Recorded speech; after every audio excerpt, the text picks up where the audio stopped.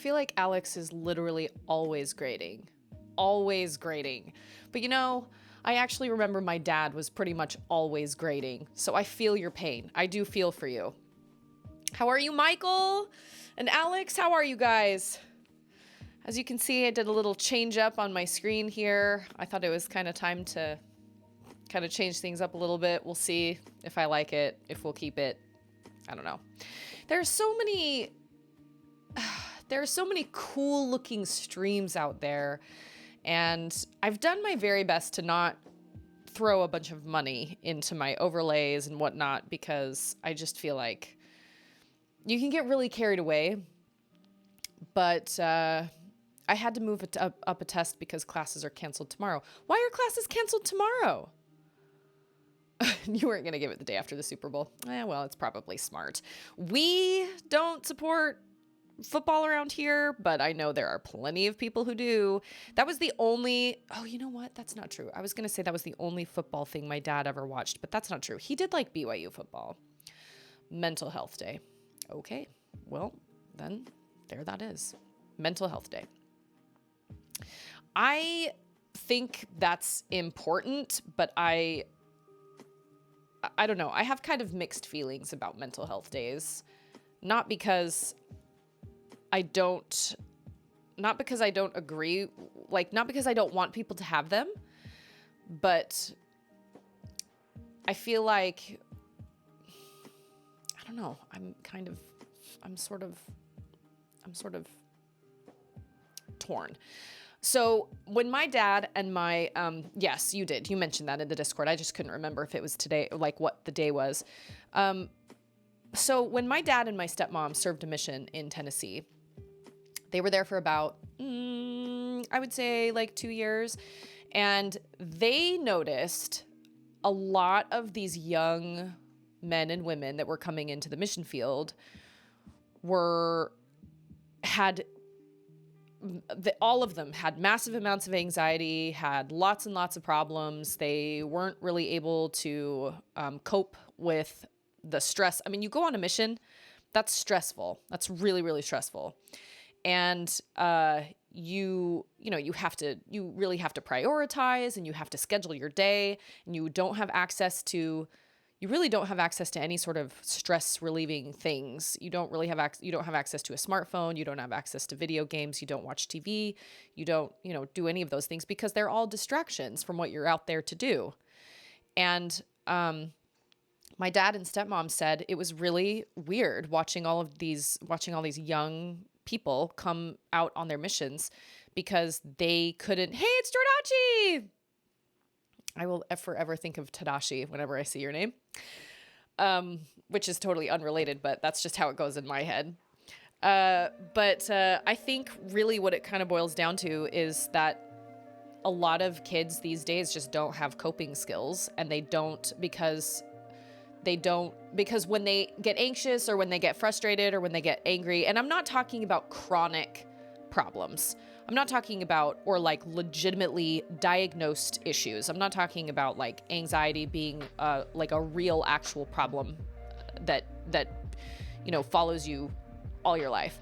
I'm talking about young kids that get anxious, so they retreat into their phones, and then they don't ever get any coping skills. And so suddenly they've been completely living on their phones whenever they get uncomfortable or whenever they get stressed or whatever. And then you send them out on a mission and then they have zero coping skills. So when they get anxious or when they get stressed, they have no idea how to handle that stress because their only tool was taken away. And so I was asking Andrew the other night, I think it was actually when I saw that message in Discord, I asked Andrew the other night, when did that start? When did we start having the need to, and I'm not downplaying anybody's stress because I totally understand this is a very stressful time to live in this country. It's a really stressful day and age. We are all overstimulated and we're all distracted and we all have so many things going on in our lives, and we can't afford things that we used to be able to afford. And, nobody's being paid more except the billionaires, and people are, miserable. They're working multiple jobs. It's a really tough time to live. So I'm not downplaying that at all. but I think it was when I was reading that message on Discord about the mental health day that I asked Andrew, I said, when did this start? I mean, when did it start that this kind of up and coming generation started to really have struggles with like anxiety and depression and all that stuff? And once again, I know that there are legitimate cases of depression and anxiety and things like that. My own mom suffers from depression and my sister suffers from depression. But I've met a lot of people who say they do, or who say they have anxiety or whatever. And I'm like, but do you though? Like, I don't know. Because I mean, are you just feeling anxious because you have a lot on your plate, or do you really actually suffer from anxiety? Because I do think it's kind of cool on social media to act like your world's falling apart all the time because it gets attention and it gets likes and stuff. And maybe I'm digging my own grave here as I'm saying this, but I just asked Andrew, when do you think that started? And he said, when smartphones came out. Like when the first smartphone came out, that was when everybody started to retreat. And that's how people dealt with their anxieties. And I've thought a lot about that. And I think he's probably right. I grew up in a generation that was taught to power through everything. Now, see, power through, I think also can be detrimental. I think there needs to be a balance, but I do think we need to encourage our young people to not necessarily power through, because I do think mental health is so important. I speak coming from being a stay-at-home mom where my mental health is challenged all the time, and I'm mentally exhausted all the time. And there are days where and I'm an extrovert and I love people, but there are days where I just want to sit on the couch in a cocoon and just not talk to anybody or see any, like, I don't want to be touched. I don't want to be talked to, like, I totally get that. I do think there needs to be a balance because we can't just retreat. And I think, bringing in like therapy dogs and bringing in, having rooms in high schools with Play-Doh and little Zen gardens and things like that for kids to like calm down. I think that can be really beneficial for kids who actually need that. But then there are other kids where I'm like, because what happens when you graduate high school? What happens when you go out and graduate college? What happens when you go out and get your first job? They're not going to give you that, unfortunately. So I don't know. I just worry because I do feel like there needs to be, I think that's also true. These issues were always there. That's probably true. I think there was a lot of, look at, when was Stranger Things kind of, or not even necessarily Stranger Things, but like, look back in like the 60s when everybody was smoking all the time. Everybody smoked. Am I getting the date right? Right? It was like the 60s, 50s and 60s where everybody was smoking everywhere. You smoked in the car, you smoked in your house, you smoked in the doctor's office, the doctor smoked with you. Everybody was smoking. I mean, that was probably just their way of dealing with all the crap they were stressed out about, right? So I don't know. I just feel like there needs to be some sort of balance. I don't know how to make that happen. I just think it's hard. And especially being a parent, it's hard to be, it's hard. And I want to sending Charlotte to school. Charlotte was so stressed out about it that she was vomiting in the morning, but I couldn't just be like, well, we just won't go today, because I knew that the longer we put that off, the harder it was going to be to go. And just the other day, she stayed home because she'd had allergies or sickness or whatever. And the other day, we took her to half a day of school. And I came into her room and she was, playing her Switch. No, lies. She was reading on her phone. She was reading on the Kindle app. She was reading a little chapter book, which is great. And I highly encourage that. And I think that's wonderful. And I said, sweetheart, you need to go to school. And she immediately was like, I don't want to go to school. What if I can't go to school. And I was like, sweetheart, I'm sorry, but you are not sick enough to stay home. You've got a little bit of a stuffy nose, but this is nothing we haven't seen before with your allergies. You've got to go. You've got to go back. And she had a mini panic attack and she started to cry and she was like, I don't want to go to school. I'm nervous to go to school. And I said, why? What are you so nervous about? You've been to school. You know what goes on in school. You love school. Every time you come home, you love school. And she was like, I just don't like being away from you. And I was like, Charlotte, we have circled back. We did this back when school started. And I was straight up honest with her. I was like, the longer you stay away, the harder it's going to be. Get dressed, you're going. And that sucks. But at the same time, like, that's for her own good. I can't just let her stay home when things are hard. So anyway, like I said, there needs to be a balance, because I certainly don't agree with just powering through things either, because that's a surefire way, if you aren't already depressed, to be depressed, or if you aren't already anxious, to be anxious, or have panic attacks, or start having panic attacks, or migraines, or whatever. You know, our bodies react to stress really, really like intense physical reactions to stress. And I think a lot of people just try to turn a blind eye to it. So I'm actually grateful in a way for the pandemic, because it really helped us kind of internalize and think, okay, like, how am I actually feeling? I'm going to take this day for myself, or I'm not feeling well. I am not going to work, or I'm not going to go to work, or whatever. It kind of made us all think about that. But like I said, I feel like there needs to be a balance. There needs to be some sort of balance between dealing with stress and learn. What it really comes down to is learning coping mechanisms and coping mechanisms and coping skills. I'm not saying you should just power through everything, but I'm also not saying that every single time something gets hard, you should run in and you know, you should retreat into your phone, or you should, I don't know, go play with Play-Doh or whatever to like calm, or go do a coloring book to, you know, not so you don't freak out. I think I was going to say a happy medium, maybe not a happy medium, but I feel like there's kind of a medium, because you are going to have to do hard things. We're all going to have to do hard things in this life. This life does not get any easier. So we need to learn how to at least prioritize our stress and be able to, and I'm bad at this too. I get really anxious about all these things I have to do. And so I just don't do anything at all. And then I'm even more anxious because I didn't get anything done. So it's all about coping, learning how to cope, and learning how to like channel your anxieties and stuff. And like I said, maybe I'm digging my own grave with this. Maybe you guys are angry. I don't know. I'm just saying from what I've observed, and especially like in our church congregation, when I look at the youth and I look at the way they deal with their, you know, and these are kids between the ages of like 12 and 17. You know, I just watch. I'm not super involved with them, but I just watch kind of the way they interact with each other and what, like, how they deal with things and stuff. And you know, our youth, that's the new generation, right? That's the upcoming generation. And I want them to be strong, but I also want them to be able to learn and know and understand when it's time to step back, and when it's time to take a mental health day, or how to channel that stress and be like, okay, I need to prioritize these things. And I tell Charlotte, that's what the weekend is for.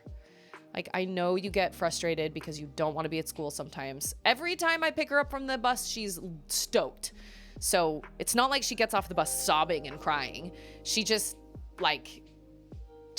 you know, she loves school, but it's the going in the morning. But she hasn't been to a full week of school since before Christmas break. With more awareness, we are just now able to describe what the issue is. This is nothing new. Yeah, that's true. Millennials struggle with face-to-face interaction. They can talk on their phone, but in real life, I can tell it's a struggle. The pandemic hasn't helped that either. That's true. So, that's another thing my dad and stepmom noticed when they were out on their missions, that these kids struggled a lot with having face-to-face interactions with people. And I see that too. Because, you know, when you're in your phone all the time, or you're playing video games and you're not talking to people, it can be kind of scary talking to people, but it's something we got to learn how to do, because we really are social creatures for the most part. I mean, there are some of us that are more introverted than others, but I feel like I made my chat box way too big. I'm going to scoot it over. I feel like those chat things are going to like come over and like obliterate my face. I'm going to scoot it over. There we go. I can make that smaller, but I won't do it today. The pandemic screwed a lot of things up, like as if we weren't already struggling with connection issues before. We certainly struggle with it, especially during that first lockdown of the pandemic. Everybody felt that. But I guess what my bottom line is I hope I can teach my children to cope with stress. Let's just hug. But yeah, everybody, let's just hug it out. like, I want to teach them how to cope with stress, but I also want to teach them when to listen, you know, to always be listening to their bodies. Something I learned on Instagram or whatever was when your kid is eating and they say, I don't want to eat anymore or whatever, then instead of being like, no, I don't think you're full yet. I think you need to finish eating, which is something I've done with Charlotte, and been like, you took 3 bites. You can't possibly be full. Now, I don't insist she eat food, and I don't say you need to stay at the table until you finish with your dinner or whatever, because those don't help.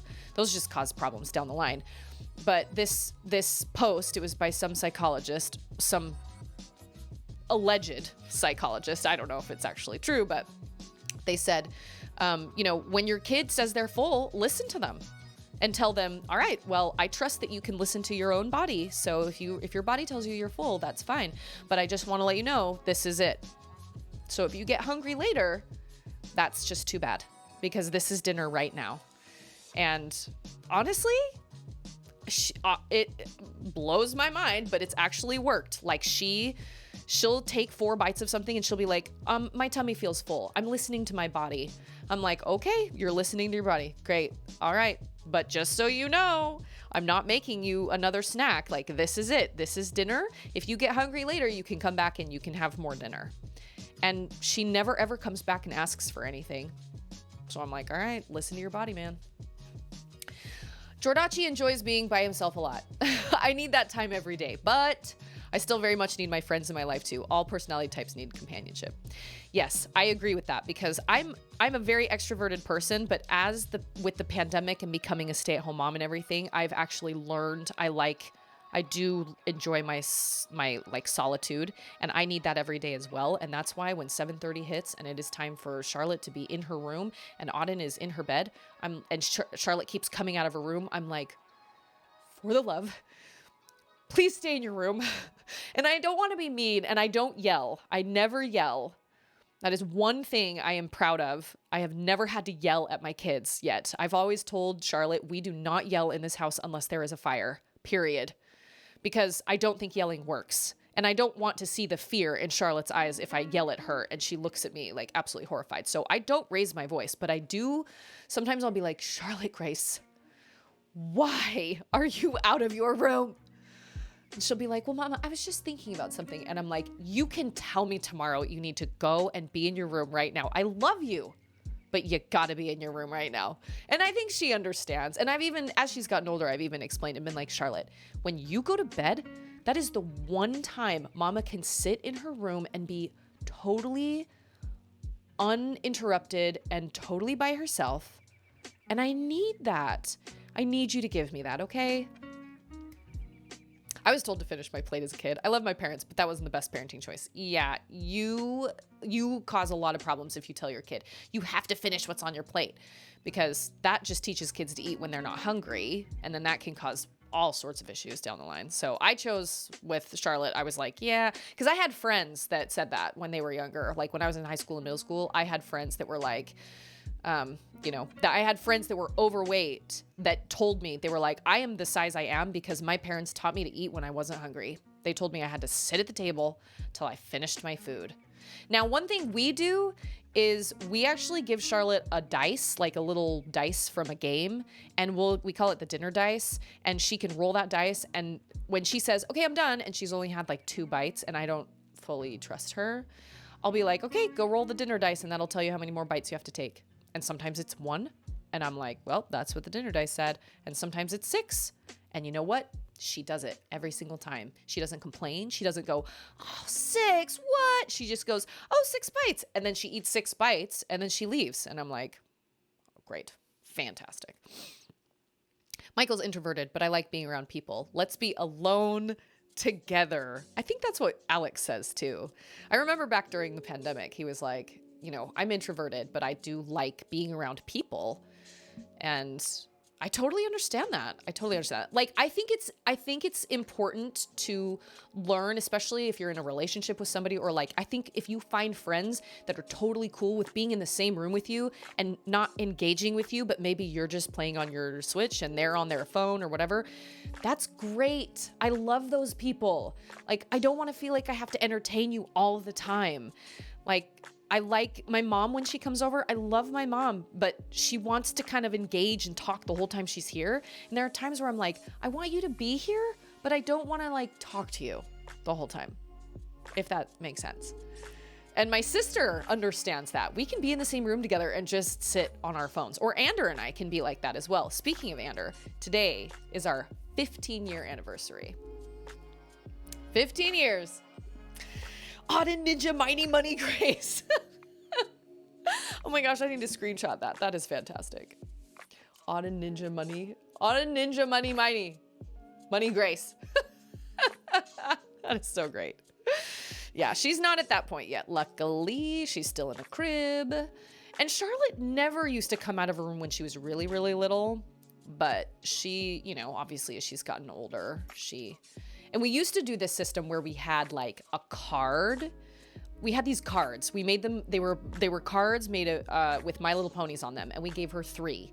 And we were like, okay, you get 3 chances to come out of your room, but each time you come out of your room you have to give me a card, and then when you're out of cards, can't come out of your room anymore unless it's an absolute emergency. What's an emergency? Okay, you throw up, you don't feel well, you feel sick, or you had a bad dream. Those are considered emergencies. But if you just want to tell mama like about your day or whatever, you can tell all your stuffed animals that. You can talk to them in your bed. That's fine. You only get 1 drink of water because, you know, kids are, I'm thirsty. Yeah, okay, sure you are. And you know what? It worked beautifully. But she felt like she had to cash in all 3 of those cards.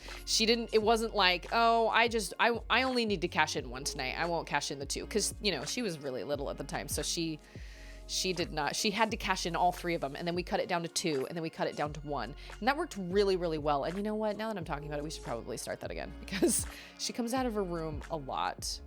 Although, since we started room time at 7:30 and then lights out at 8:30, she stays in her room most of the time. We did marry young. I was 19. I was 2 weeks away. I was 2 weeks away from being 20, but I was 19. I don't like to tell people that because I feel like people are going to be like, what? You were a baby. Well, I mean, I was. Even marrying at like 25, 26, I would have said I was a baby. But yeah, we married when I was 2 weeks away from being 19. Someday I will tell the entire story of me and Ander and how we I think I've kind of mentioned it on stream, but how we met and how everything all fell into how everything fell into place and everything. But today is not that day because it's kind of a long thing. Like, we knew each other for 4 years before we ever even dated. So, and there was a lot of stuff that happened between that with my parents' divorce and the boy I was dating who was like 4 years older than me, which of course now as a parent, I look at Charlotte and I'm like, I would send her to boarding school. There's no way. Nope. C Prime is just extroverted and she likes being around me. She does, and she is extroverted. She definitely needs people. I have noticed though that she's a lot like Ander, where she does like people, but she reaches a threshold. Like when we have friends over or when she comes to play, if we have friends over or she goes over to somebody else's house or whatever, she'll reach a point where she will just shut down completely. And her friend will be like wandering around the house and I'll be like, where's Charlotte? And they'll say, I don't know. I think she's in her room. And I'll go into her room and she'll just be like wrapped in a blanket, just sitting on the bed. And I'm like, it's time for them to go, isn't it? And she'll be like, yeah. So she just has that threshold where she reaches it and she's done. I can go for hours. I can literally sit and be at a party with people until I'm the last person there. On most days. Some days I'm like, I'm not feeling it. But like when I worked and like talked to people all day, that was the best job ever. But I would come home and Andrew would be like, how's your day? And I'd be like, it's good. That was it. And he noticed because my job before that, I would come home and be like, my manager did this and this happened. And then I had this client and it was dumb. And then when I got my last job, I loved it so much and I talked all day long. And when I came home, I was like, I had a good day. But sometimes I would start telling him things and he'd look at me and go, how do you still have stuff to talk about? You've been talking all day. I don't know. There's always something in my head. Hey, Mama, have I mentioned how much I love you? Shh, it's a secret. So I read a story on a blog one time about a woman, and this goes back to the yelling. My parents never yelled at us either. They just never really needed to. We weren't super crazy kids. We got grounded every once in a while. I think my mom and my brother got into some kind of like shouting matches when he started to become a problem, and was bringing friends over that were also problems.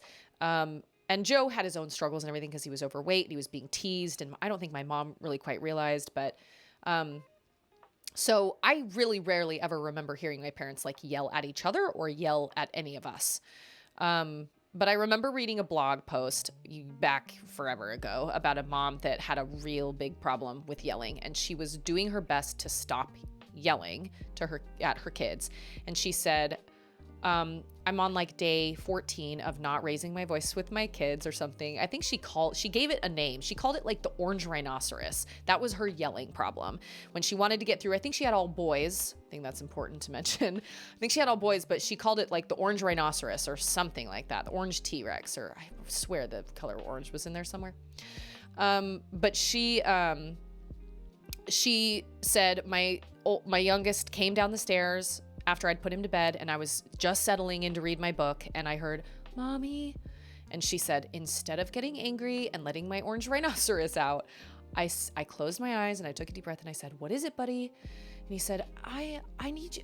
The first tuck in wasn't good enough or something like that. Anyway, I don't know exactly what she said, but she said, I pulled myself together and I went up there and I tucked him into bed, and I did not yell and I didn't get angry. And as I was tucking him in, he sleepily turned to me and he said, "I love you, Mommy." And she was like, had I yelled and screamed and been like, "Get back in bed right now. I put you to bed 20 minutes ago," I would have missed that moment. And it was right then that I was like, okay, I'm going to do everything I possibly can to not yell at my kids because I don't want to miss a moment like that. And so far, I'm going 7 for 7 years. But we'll see what happens when Charlotte becomes a teenager. I don't know. But she does do little things like that. She'll come out of her room and she'll be like, "Mama." And I'm like, "What is it, Charlotte?" She'll say, "Tomorrow, I think I want to watch Encanto with you instead of do my Switch. I want to watch it together. I want to have a movie night."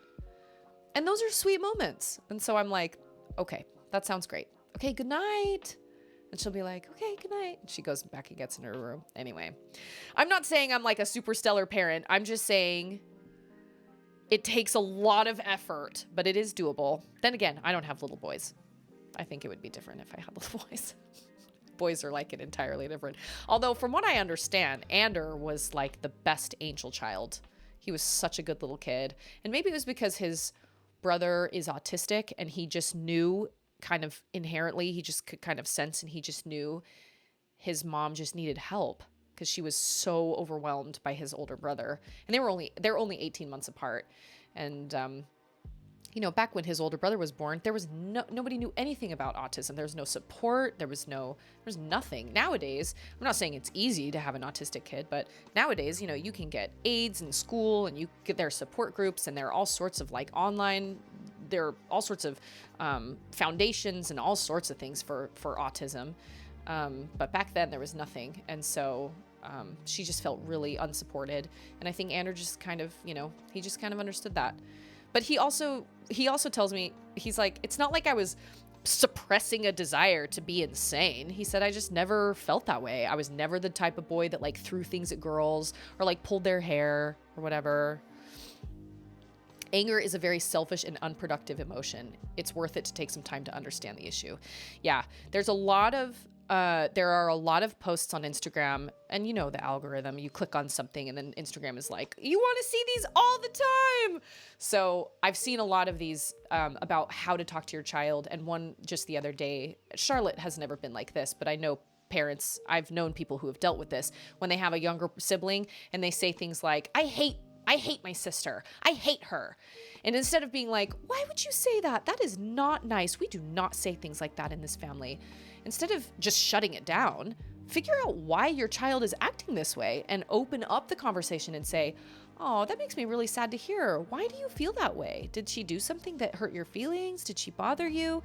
And depending on the age of the kid. But I think that's so important to give our children voices and let them tell us what's wrong. And so when Charlotte's having a really snappy day and I find myself snapping at her, I'll sit her down and be like, girl, what's going on? Something is going on. And then there are some times, because she's a girl and because we can get kind of crazy, sometimes she'll just be like, I don't know. I'm like, girl, I feel that. I totally feel that. There are going to be days where you're upset and you just don't know why. But I'm like, at least I understand now that there's something else going on, and that, she's not angry at me or with me. She's angry in her head for something that happened. And then usually later on it'll come out or whatever. She does not like to talk about things that happen at school, which worries me. She does not like to talk about, I don't want to say traumatic things because that makes it sound like they're just these earth-shattering things. But like, okay, a couple weeks ago, one of her friends at school, this little boy in her class, told her he didn't want to be friends with her anymore. And she was devastated, absolutely devastated. And I got a text from a friend of mine that I go to church with who was at the school having lunch with her boys. And she text messaged me and just said, hey, I just want to let you know, Charlotte is a mess. She's crying. I saw her at lunch. She's really upset. And she asked me to call you. And apparently she did call me. I was in the shower. So she said, I told her you didn't answer, but I told her I would send you a text and I would tell her if you got back to me. Well, I missed both the call and the text. And by the time I made it back to my phone, lunchtime was over. And I had another text from her that said, she seems okay now. She's going back to class, but I told her I let you know. And, I told her you might not answer because, you're busy. So when she got home, I said, what happened? And she said, I don't want to talk about it. So I'm worried that if something really legitimately bad happened at school, like if she was being, I don't know, harassed by somebody, or heaven forbid, somebody was doing inappropriate things with her or whatever, I'm afraid she won't tell me because she doesn't want to talk about it. So I try to open up as much as I can and be like, you can tell me anything, right? And that, one thing we've also said is we don't keep secrets in this house, period. If anybody, even if your best friend, if anybody tells you, don't tell your mom, immediately come and tell me. Whoa, I just hit my mic. Immediately come and tell me. We don't keep secrets. And if somebody is telling you not to tell me something, that's what we call a red flag. That's something that is not okay. If somebody says, so we had a moment where she came home and she said, Mama, I had to tell my teacher something today. And I said, what happened? And she said, well, one of the girls at her table told me not to tell our teacher something. And I thought, oh no, what? These babies are in first grade. What secrets are we keeping? I was like, okay, so what did she say? And she said, well, she told me she had pink eye, but she told me not to tell the teacher. And I said, oh, okay, so she was sick. And she said, yeah, but she told me not to tell the teacher because she didn't want to go home. And I said, well, I think Charlotte did. Maybe she didn't end up telling the teacher. But I said, well, in that situation, I know she told you not to tell the teacher, but pink eye is really contagious. And she shouldn't have been there if she had pink eye. And a lot of kids could have gotten it from her, including you. So next time, if somebody tells you don't tell the teacher, I think you should tell the teacher. And then if they get mad at you, you can just say, well, my mama told me that I needed to tell the teacher. I said, blame it on me. Blame it on me. She's probably like me when I was a kid. I didn't like school until I got to college. Talking about kids that are mean to you can feel embarrassing. I get that. I totally get that. I just want to make sure she doesn't, if somebody's mean to you, I understand that. But I understand not wanting to talk about it. And Ander doesn't like talking. He doesn't like venting because it just makes him more angry. So he doesn't like talking about it. If something crappy happened, he doesn't want to talk about it. I like to vent and talk until I'm blue in the face. And then I feel better. I don't know why, because nothing changed. Nothing got fixed. But I'm just blowing off steam. I think Charlotte is more like her dad in that way, where she's like, I just don't want to talk about it because I don't want to relive it. But it worries me, like I said, because if something really serious were to happen, I really hope she will tell me, or I hope I'll know about it. Just spend time with C Prime. If she's feeling down, she'll open up eventually. That's what I've kind of come to find. I just don't press it. And then usually it's at night right before bed that she'll, right as I'm leaving the room, she'll be like, Mama, this is why I was upset or whatever. And I'll just be like, oh, thank you so much for telling me. I'm so sorry that happened or whatever. And so when she got home from that day, I said, so Denise told me today that something happened. And she said, it's fine. I don't want to talk about it. And I was like, okay, so everything's okay now? And she was like, yeah, everything's fine. I don't want to talk about it. And I said, okay. And then it was like 4 hours later that she said, well, Kenneth told me he didn't want to be my friend anymore. And she was choking back tears. And I was like, oh, that's so sad. Why did he say that? And she said, I don't know, but we're friends again, so it's okay. And I was like, okay. These kids. I remember doing the same thing when I was little, being like, you're not my friend anymore. Of course we were still friends. Anyway, wow, this has been like a heavy session. How does this screen look? Does this look off balance with my chat? Should I like make the chat smaller? Like push the chat further in that way? Does it look off balance on the screen? There is a point where it's good to learn to hold your own with other people, but there are other times where kids need some grown-up help. Yes, I agree, because I don't want her coming and crying to me every single time some kid does something stupid. But at the same time, I want her to be able to hold her own. But at the same time, if something really is happening, like if she's really being bullied, I want to know about it. It's my worst fear that I'm going to find out somewhere down the line. I remember seeing a movie. No, I did not watch the whole movie, but I saw a part of a movie. It's called 13, and it's super heavy, and I really actually wish I wouldn't have ever delved into it, but I think it was on TV at some point or something. And it's two 13-year-old girls, and they get really, one of them is a pretty good kid, but her mom just divorced her dad, so everything's kind of crazy. And then the other girl is absolutely insane, and she's totally out of control. She doesn't have a dad in her life, and her mom is, crazy. And so they're 13, but they're getting into all sorts of really awful adult trouble. And I guess the main girl starts self-harming. And she tells her friend about it, and her friend tells her, we should go have fun, you need cheering up or whatever. And so they go out and get drunk somehow, or, whatever. I don't remember what. But I remember Holly Hunter plays the mother of the main girl. And I remember there's a scene at the very end of the movie when the crazy friend turns on the protagonist because of something, because girls can be mean. And she turns on her and she tattles and tells her mom everything they've done and says she's the bad influence, yada, yada, yada. And so there's this big blowout between the two moms and the two girls. And then the crazy friend's mom, I hope this is making sense, grabs the sleeve of the protagonist and pulls it up and shoves it in Holly Hunter's face. And the look on her face when she realizes her daughter's been self-harming and she had no idea. That is my worst fear. That's my worst fear, learning that my child has been struggling and suffering so much and didn't tell me. And I had no idea. That's like the worst. I can't even, it makes me want to die. Do I ever use Charlotte's Kalulu name C Prime when you're not streaming? I do. Sometimes I do. And she loves it. She thinks it's great. Whenever you feel like you can't identify with this generation's struggles, remember that you can't play certain games and how it would be unfair to ask you to push through. Everyone has their own struggles. I totally agree. Everybody, and I'm not in any position to tell anybody whether they should just push through or whatever. I'm an advocate for help. I think everybody needs to go, like, if you are struggling in whatever way, I am a total advocate for help, and nobody should have to go through this life alone. Nobody. So I am 100% there. Totally with you.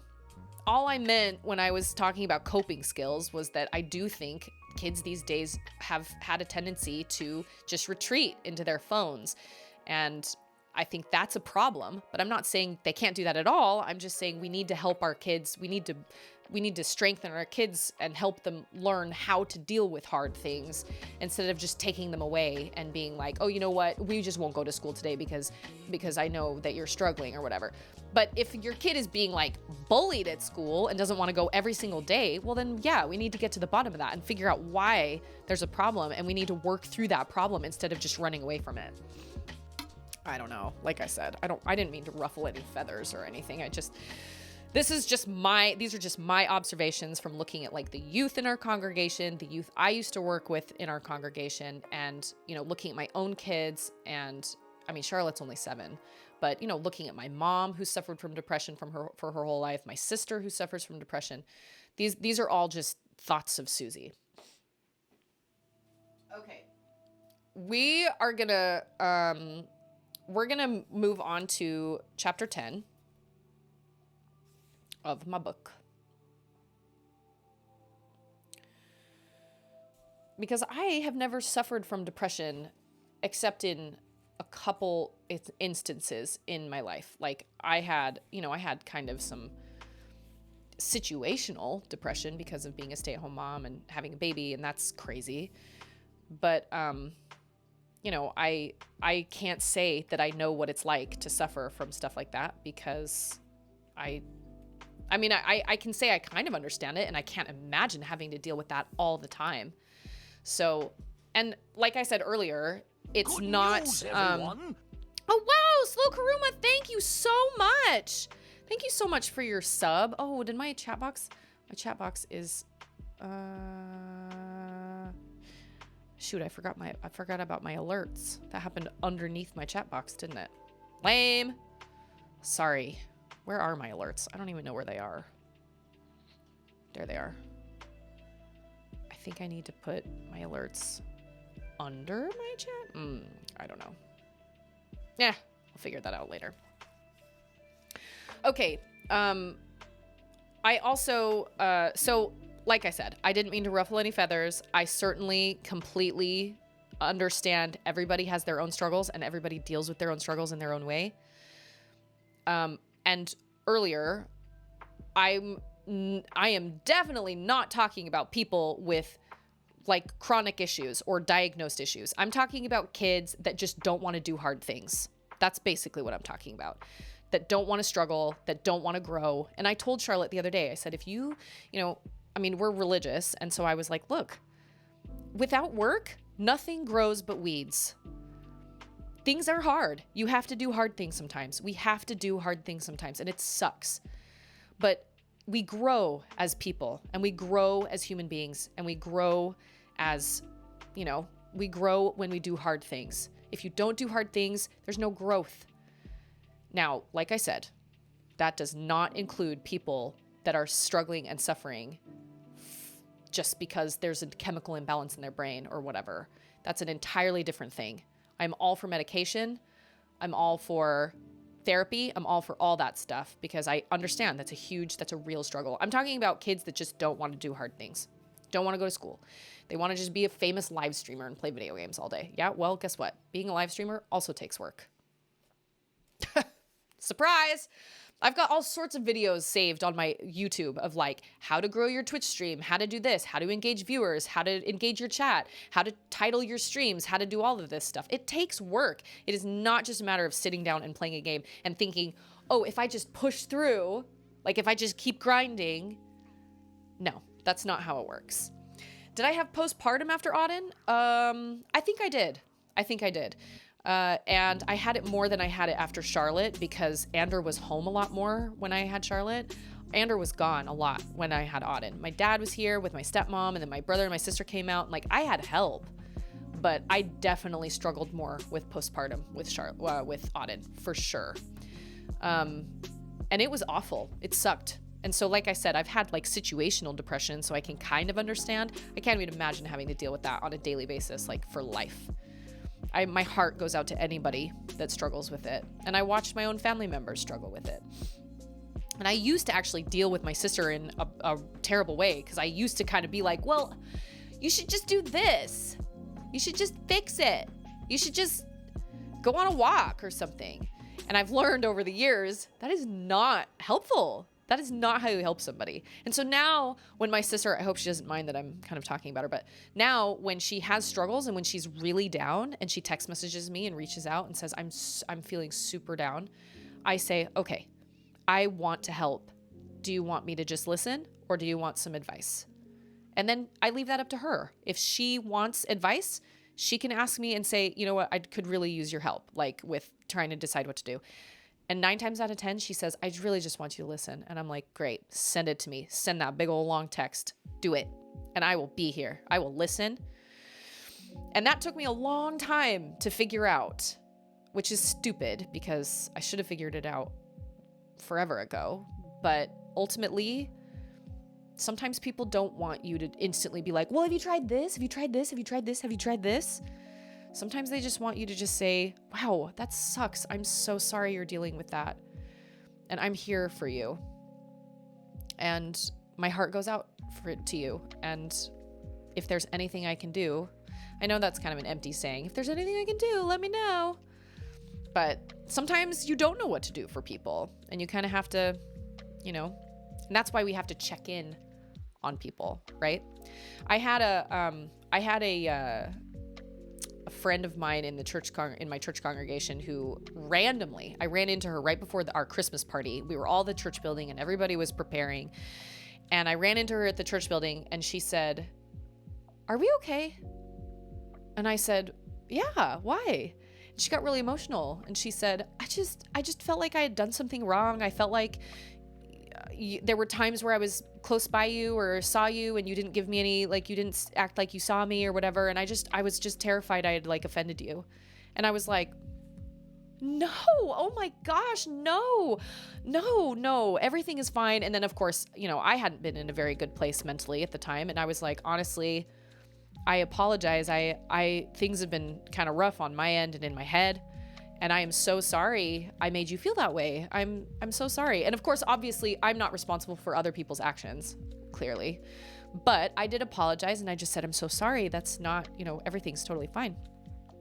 And as I thought about it for the rest of the day, I thought, I completely understand. And I understand that, like, it was kind of a catch-22 for me because while I totally understand feeling that way, I also thought, well, I also wasn't reached out to either. Like maybe we were standing next to each other, but I wasn't the only one that didn't acknowledge, right? And so it just goes to show you that everything has two sides, right? And everything goes both ways, but it always has to take at least one person to at least reach out and text and say, hey, I've been thinking about you. I hope you're okay or whatever. I've done that before. And I've done that before where I've gotten a text back from somebody and they've been like, you know what? I have been sucky. And I'm so glad you sent me that text or whatever. And I've had people do that to me, reach out to me and say, I've just been thinking about you a lot. And I just want you to know I'm thinking about you and I hope you're okay. And are you okay? And I'll be honest and say, you know what? No, I'm not okay. And I'm really glad you sent me that text. But it takes at least one person to have the guts to do that. But I get it. It can be really hard. But I was just horrified. I was like, no, everything's fine. I'm so sorry. I never meant to act that way or anything. I was just horrified. And I thought about it all day long. I was just stewing over it. I felt like such a jerk. And, we're fine now, but anyway, yes, I dealt with postpartum after Auden and it sucked. It was definitely I think I might have had a little bit with Charlotte, but it was different. It was different and it didn't last as long. But then again, with Charlotte, Andrew was working at Wells Fargo. And so he was on like a 9 to 5. And so he was home at the same time every day. But with Auden, he was all over the place. I never knew when I was going to see him. I never knew when he was going to come home. I never knew when he was working. He could be open let's say he was open tomorrow and then at 9:30 at night he would book a trip and I'd be like, dang it. Because I'd start making plans in my head and then he'd be like, oh, by the way, I got a trip tomorrow. Okay, but that's being self-employed. That just is what it is. Okay, I'm going to turn down my desktop audio in my head. And I feel like I've just talked your ears off forever, for almost an hour now about... they're important issues, though. They're important issues, and these are things, like I said, these are thoughts according to Susie. I'm certainly no pro, and I certainly have my shortcomings, and I certainly don't know as much as I wish I did, but... Okay, chapter 10. Oh, I had no idea this place would be so green. Amelia's knuckles whitened as she and Nora zoomed through the air in her little red car. By the way, I'm reading chapter 10 of my own novel that I wrote. If you aren't up to date, all of the previous chapters are on my YouTube channel. She held tightly to her seat, peering out her window at the wide expanse of ivy-covered buildings below her.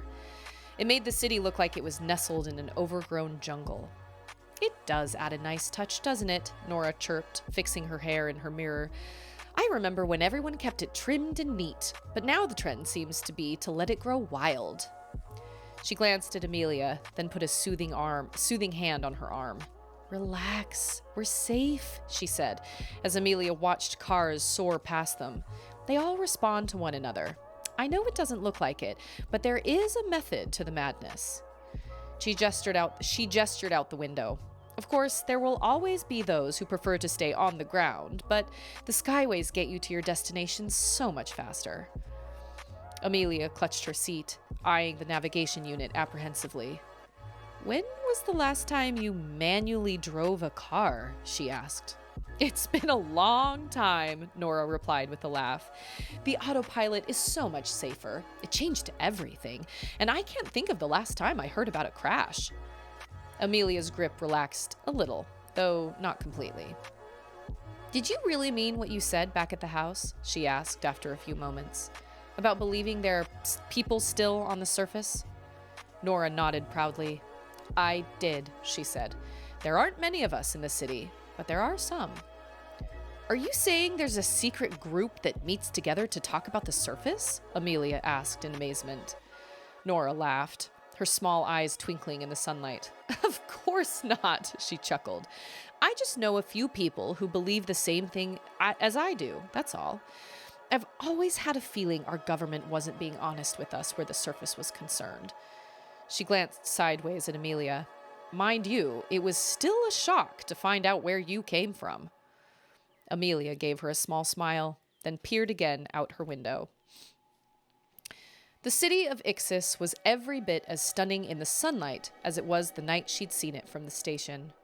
What had originally been built to be the most luxurious city in the entire world now spread before Amelia, glittering and gleaming brilliantly. Is it just me, she asked, squinting at the shimmering sidewalks, or does this city literally sparkle in the sunlight? Nora laughed happily. That would be the solar bricks, she said. The entire city is made up of them, including the roads. That's how the city is powered. She laughed again. They do have a nice shimmer, don't they? Our neighbor's adorable little boy calls them sparkle blocks. Amelia nodded distractedly. The effect was absolutely mesmerizing. You said you have siblings? Nora asked suddenly. Brothers? 4 of them, Amelia said, tearing her eyes from what looked like an enormous amusement park in the distance. 2 older and 2 younger. The littlest one was a surprise, but we kept him anyway. Nora smiled, then sighed as she glanced out her own window. Ixis law states that each family is only allowed 1 child, she said sadly. For population control. You know, we can only hold so many. 1 child? Amelia asked in surprise. Then she nodded thoughtfully and added, I guess that makes sense. The idea of having multiple children, said Nora with a sad smile creasing her lips. Oh, a sad smile creasing her lips. That sounds wonderful to me. I was never able to have a child of my own. Benteen and I wanted a family so badly, but she trailed away looking sorrowful. That's why Finn was such a blessing to us. Finn? Amelia asked, and Nora sighed. Such a darling boy, she said. Benteen was his security detail for about 6 years until he turned 18. They were quite close once, almost like father and son. Now, I worry about him sometimes. Why? Amelia asked.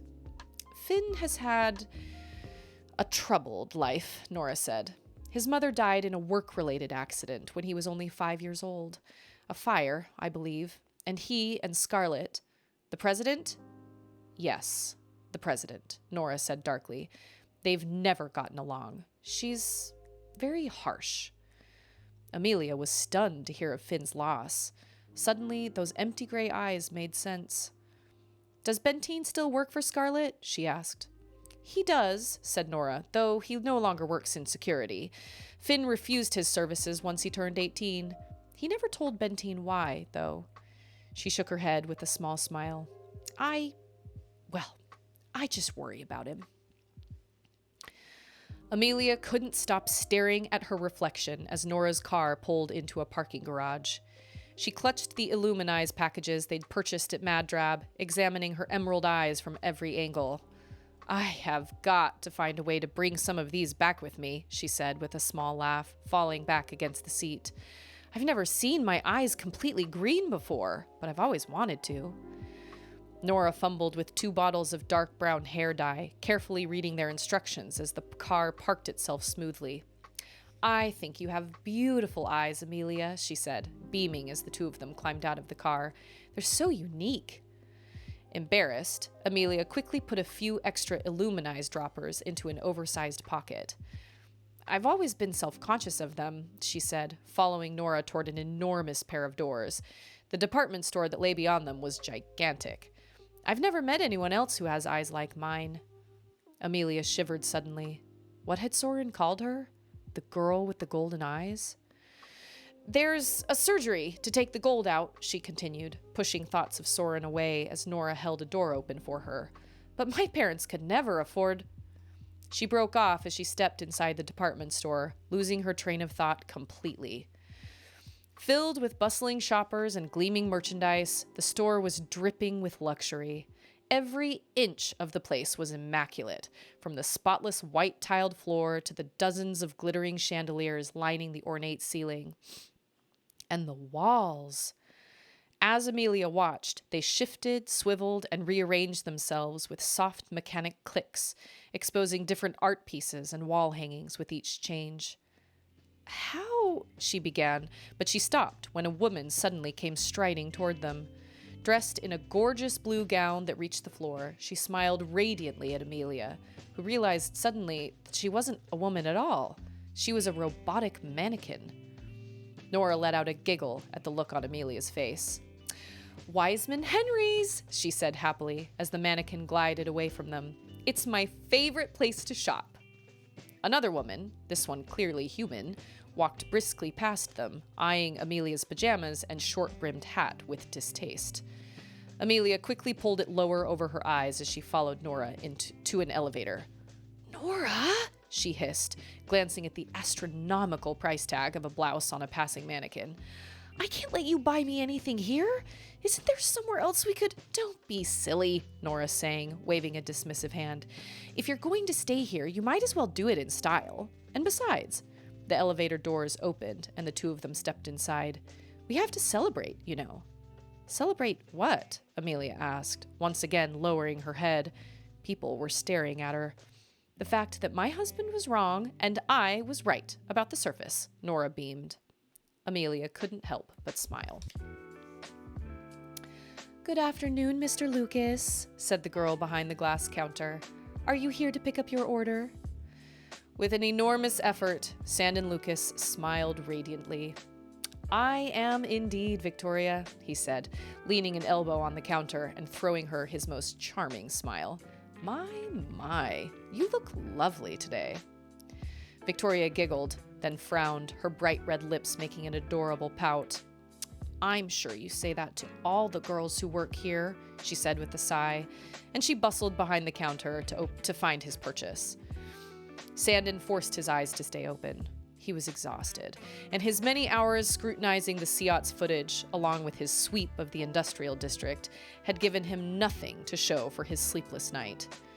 His team searched every inch of that district, but the girls' trail only led them to one building, a small warehouse on the outskirts of the district that was full of... Paint? Sandon asked when he stepped inside the door. The walls were covered from floor to ceiling with brilliant paintings. Yes, sir, said the officer, but the building is clear. Whoever is using this place left a while ago. With no other leads and nothing else to do, Sandon finally ordered sensors to be placed on the warehouse door. He'd obsessively checked their status all morning. Sandon stifled a yawn. He needed a lead, and he needed it soon, or Scarlet would have his head. Hadn't he warned her about this type of situation back when he was first appointed to his position? He'd been startled to find out there were survivors on the surface, and he'd always worried that something like this might happen if they didn't take action. I don't even know any of the other girls who work here, he said, winking at Victoria when she reappeared. Why do you think I chose this time to come and pick up my mother's birthday present? Victoria's eyes widened, and the color rising in her cheeks made her blue eyes sparkle. Don't tell your boyfriend I said that, Sandon added, nodding at her as she fiddled with the small bag. You know I'm not seeing anyone, she simpered, and Sandon feigned surprise. That never matters anyway, he thought. Not with girls like you. Aren't you? He asked. I could swear that... Sandon broke off suddenly when someone collided with him. He spun around, irritated at the interruption, but felt his anger give way to astonishment. Oh, I'm so sorry, exclaimed the startled young woman behind him. I didn't mean to come around that corner so fast. Sandon couldn't help staring at the girl. The clothing she wore was much too large for her. She looked impossibly tiny beneath it all, as though the fabric was doing its best to swallow her whole. But it wasn't her odd attire that surprised him. It was the bruising that covered her pale skin and her swollen, split lip. I was looking for the restrooms, she said awkwardly, lowering her gaze and tugging nervously at her short-brimmed hat. She pulled it down in a vain attempt to hide her battered face, causing a few loose tendrils of auburn hair to fall from beneath it. Can you tell me where they are? Victoria pointed wordlessly to the back of the store. Thank you, the girl said. She looked at Sandon again before mumbling, and I'm really sorry. What happened to her? Victoria wondered softly as the girl hurried off. Did you see those bruises? She was covered in them. Sandon didn't answer. He was thinking of the girl's hair, but her eyes were... Pretty green eyes, though, Victoria said, her voice filled with longing. I've always wanted green eyes. Mr. Lucas, is everything all right? Victoria cleared her throat, and Sandon realized she was trying to hand him the small bag that held his mother's favorite fragrance. I'm fine, Victoria, he said with a wave of his hand, his mind still on the girl's red hair. Thank you. Is there anything else you need? Victoria asked hopefully. Sandon inclined his head. What he really needed was sleep. No, thank you, he said, smiling gracefully at her. Good afternoon, Victoria. Are you sure you're all right? Nora asked as she and Amelia walked into the house from the garage. You were awfully quiet on the ride home. Amelia shook her head, shrugging casually as Nora took her old pajamas from her. I'm fine, she lied, smiling, and I feel much better after changing. This wasn't entirely true. Amelia couldn't stop thinking about the man at Wiseman Henry's. He was the most beautiful man she had ever seen. His dark hair was swept carelessly back from his smooth, chiseled face, and his eyes were an astonishing shade of blue. He'd hardly even looked real. Even Soren paled in comparison. But something about the way he'd looked at her unnerved Amelia. When his gaze slid from her eyes to the hair that fell from under her hat, she'd heard Finn's voice echo in her head. Red hair isn't that common.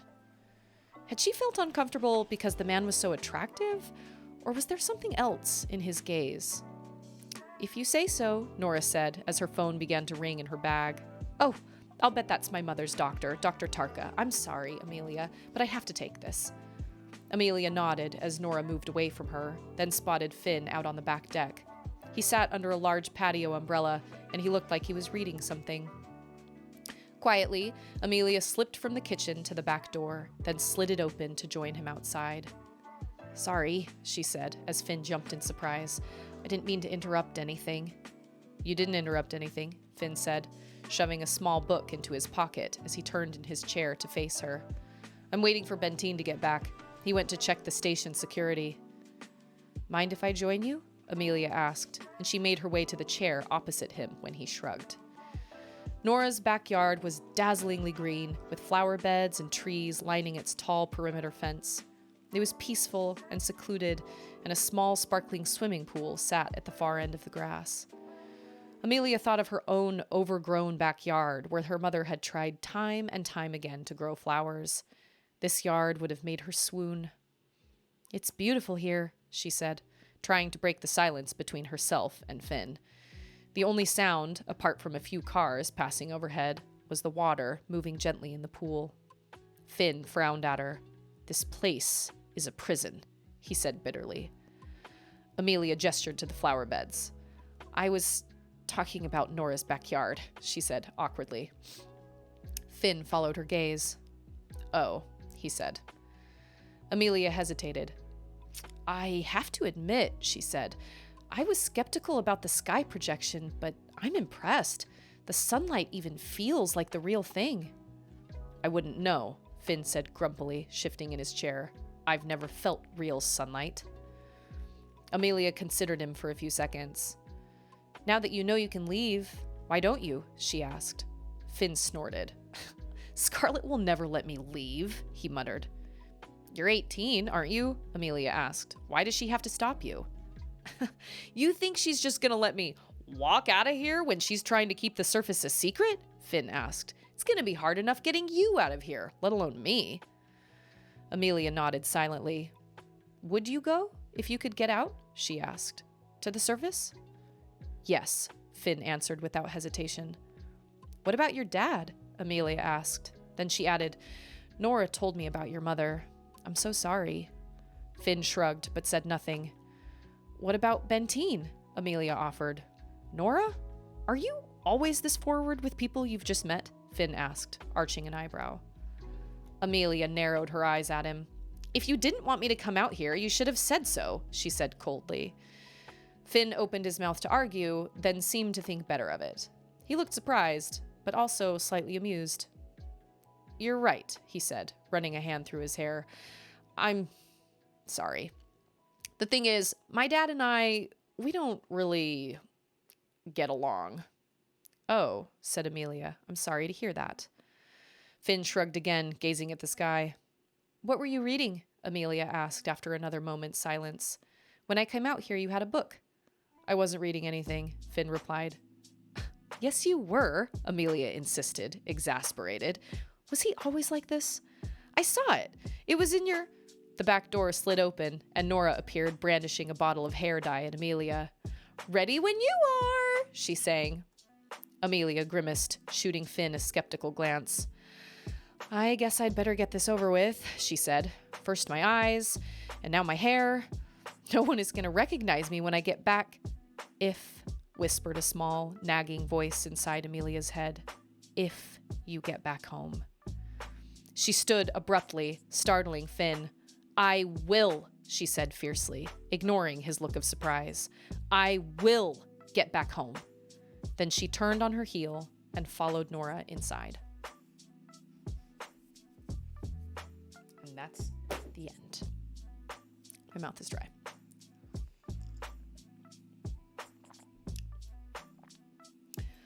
Okay, so, hey, it's Rumi! You're not late? Well, whatever, man. We're just about to get started with Final Fantasy VII, and okay, so I went to Walmart today to get more spicy chips, and I don't know what it is. Is it because the Olympics are on, or because the Super Bowl's coming up, or because they just can't seem to get enough of them? Everywhere, chips are out. The chip aisle is like, there's nothing left. So the only thing I could find today was Flamin' Hot Cheetos, but I have a question. It's up to you guys, really. I can either eat...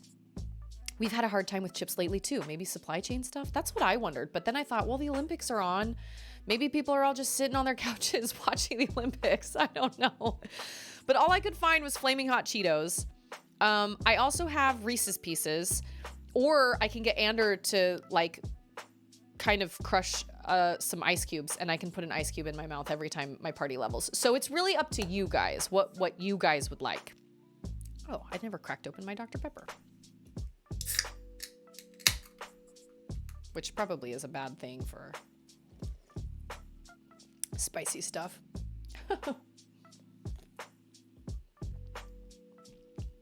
Cheetos! Okay, let me Get over. Oh, let me start my game. That would be helpful. Oh, and change my stream info. I finally made myself a sticky note, so I didn't ever forget to do that. Rumi, how's 5Kez? How's Chandra?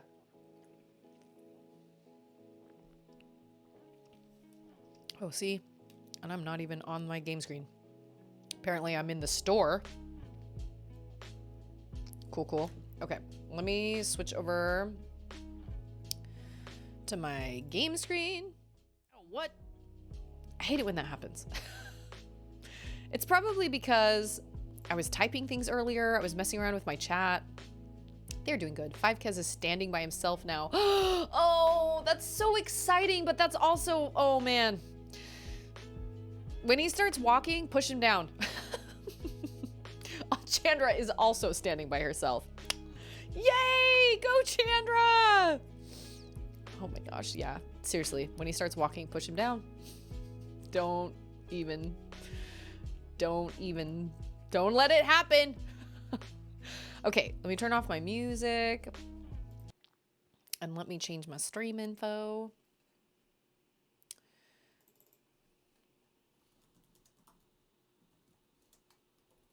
Final Fantasy VII. How many tags can I have? I will get rid of reading aloud and put playing with viewers.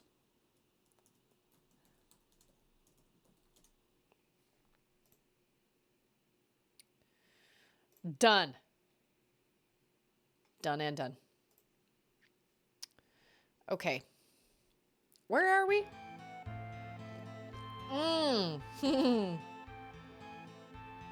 Yes, that does mean you're a mod. It's like being a billionaire and not knowing what money is.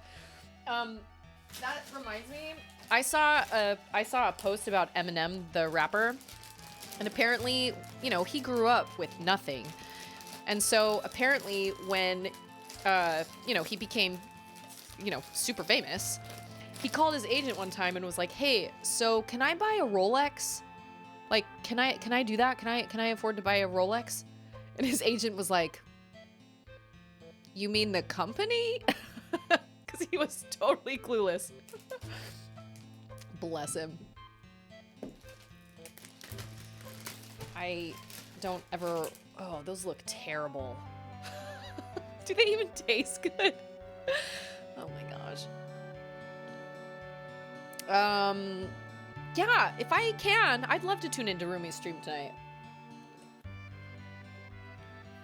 I have tuned in before, but I can never stay very long because of reasons. I don't know. Okay. So I didn't fight anybody in this whole deal.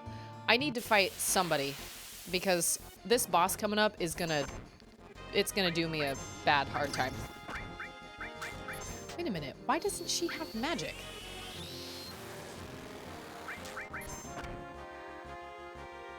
Oh, Barrett's a frog. Oh no! Oh my gosh. I thought that was the case here. Are we all frogs? Oh, man. Okay. All right. We don't stay frogs forever. That's good.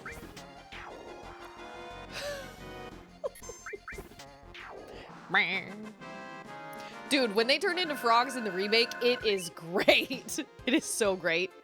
Yeah, look at that. Aerith is level 26, and Cloud is 32, and Barrett is level 31. Oh, girl, you are like, you are...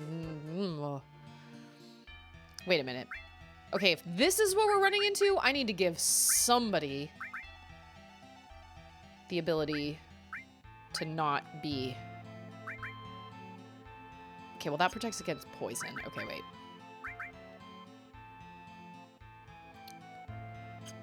I will give you, yes, the white cape. If that's what we're dealing with. Okay. I just still don't know how to get to that box. But that box is a ribbon. I know it. And I really want a ribbon. Oh, I think he petrifies you. Yeah. Cool.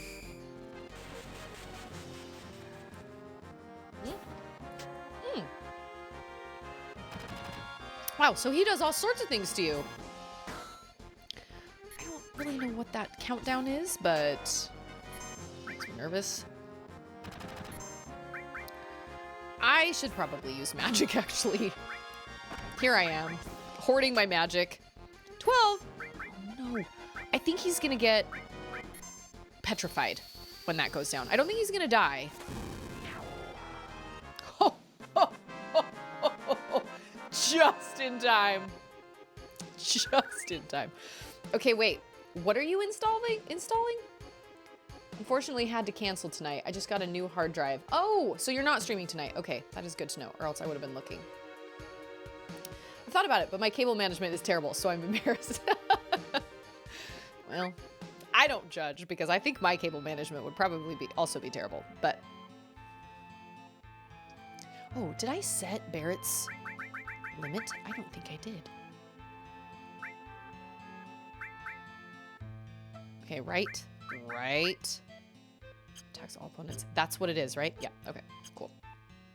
Because I'm gonna need that, something fierce. So, how do you go in that door? I want that treasure box.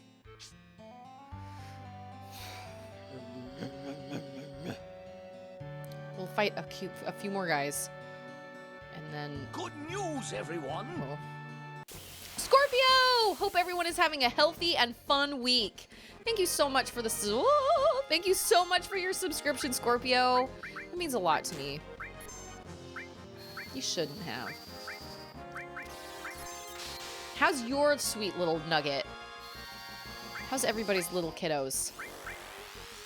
Auden has been, like, drippy for a week now, and I can't decide if it's a...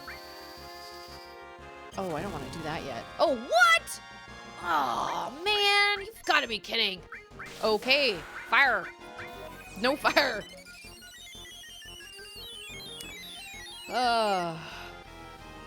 Well, at least we have Aerith on our side. Fire shell. Great. Yeah, Auden's been drippy, and I can't tell if at this point it's allergies, because I know she had a cold last week, like last weekend, but dude, I've been dealing with drippy boogers for a week now, and I am over it. Wow, he is still alive! Dude, just die! Gosh dang it. Gosh dangity dang it. Hey, dat boy! It's our favorite Jamaican. We are great. Runny nose for the little one, but fine. Well, okay. All right. You and I are in the same boat then. Because mine also has a runny nose, and I can't figure it out. I'm so annoyed. Okay. This is going to gross everybody in chat out, but Scorpio, do you know about the nose Frida? Rumi, have you guys ever used the nose Frida? If you both say no, I'm gonna not talk about it. Is this the right way to go? I don't remember. Because it is essential for a baby that has a runny nose. You bet. There's one for the other end too. Yes, we've never used that one, but we do have a nose Frida, and let me tell you, it is a lifesaver for when your kid has a stuffy nose. And I have been using that thing all freaking week, and I'm so over it. I'm so over it. Because every day I'm like, okay, she's gonna be better today. It's gonna be fine. But no, she's never better. Nail bat for the win. Gosh, no way. Nail bat. I mean, I wouldn't want to be hit by a nail bat. I wouldn't want to be hit by that either. But nail bat. Can you put materia in the nail bat? I don't know if you can even do that. Where am I going? Here, okay. Do I even have it? I don't have it. Where do you get the nail bat? I don't even remember. I would never want to be hit by a nail bat. Isn't that what oh, I don't want to spoil things. I don't know how many of you guys watch The Walking Dead. I don't watch The Walking Dead. So one character in The Walking Dead, all my clients used to tell me about Walking Dead. And there was a, oh, you get it in the temple.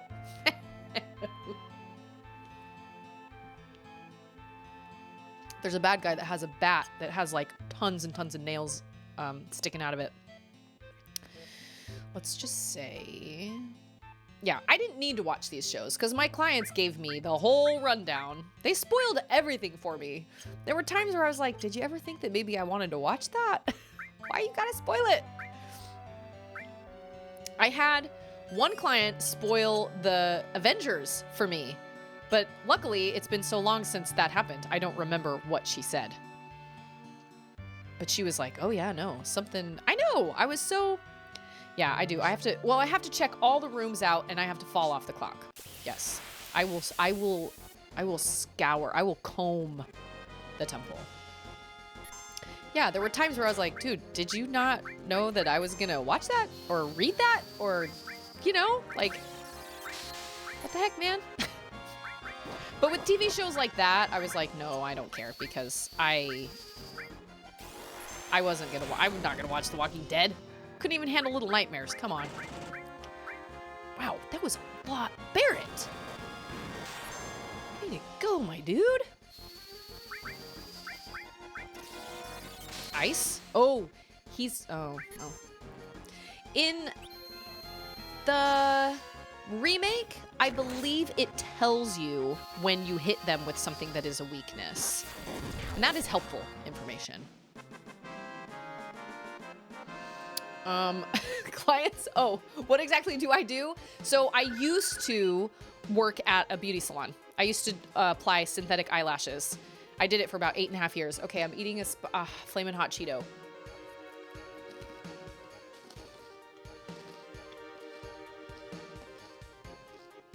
I'm worried I'll be disappointed. And that they won't be very spicy. Oh. There's some kick. I don't feel like they're nearly as spicy as those spicy Doritos were. Ooh. There's a little bit of heat. Oh, okay. They're still not, oh, okay, wait. They taste better than Takis though. Those Takis were disgusting. Ander says that's blasphemy, but. Okay. Okay, there's some kick. I feel like I could probably add some Tapatio to them and make them just a little spicier. Once you eat a few, it's easier to cook. Oh, thank you so much, that boy. Wow. Oh, Scorpio gifted. Yeah. Thank you, Scorpio, that boy, everybody. You guys are awesome. So much. Okay, wait. Once you eat a few, it's easy to eat more. Susie is a pro streamer. Her clients are amateur streamers wanting to be pro streamers. I am totally not a pro streamer. Although I will say that after watching like some of my old streams, I've come a long way. I've come a long way. My stream quality and like my screens and my overlays and stuff have come a long way. Oh shoot, we got, oh son of a. We've got frogs. Under lizard. For some reason that cracks me up. Under lizard. Oh, I don't want bio. No. So the reason I feel like I'm really slow at picking my stuff, and that's because when I use the joystick, I don't have a lot of control over where my cursor goes, so I have to move my hand on the Switch down to like the D-pad. That's why it looks like I'm moving like super slow. Can I still do? Oh no, I can't. Dang it. Gee, dang it. Somebody get rid of those freaking. Oh, I think I can use fire. These guys are not fire. Scorpio, you are so kind. I need to stop looking at my alerts. Because I can't read my alerts all the way on the screen because well, maybe that's a problem. I don't know if you guys can read them. Because the only font that really shows up, or the only color of font that really shows up is white. But I need to look at my activity feed instead of reading, because then I just get excited. I see the GIF and I'm like, woo! And I don't realize that one is a gift and one is although anyway, I am now just talking to myself. My mouth is still kind of tingling from that hot Cheeto. Whew. Well, this is just a great fight. got two of my party that are freaking frogs. Is Barrett petrified? Aw, man. Oh, he's asleep. Is that gonna wake him up? He's... Yeah. Okay. Gosh, dang it. I have missed too many streams. Work is busy. You know what, though? That's great. That's good. I'm glad you're busy at work. I wish Ander was a little busier right now. Although, I say that. He's coming up on his, Oh. I'm gonna use a high potion. I don't know how much that's gonna give me, but... I say that, and then his busy season's gonna start in the next, like, week or two, and then I'm gonna hate my life. And I'll be like, why? Why did I wish that? No, I just want to get some, I want to get some of our debts paid off. I really want to get some of our debts paid off. So, it needs to happen.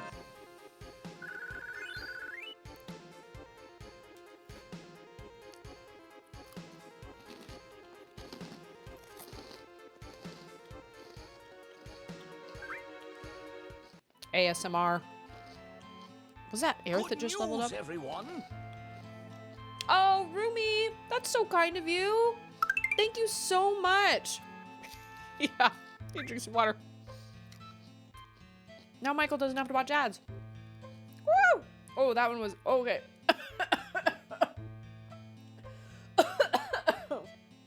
Oh.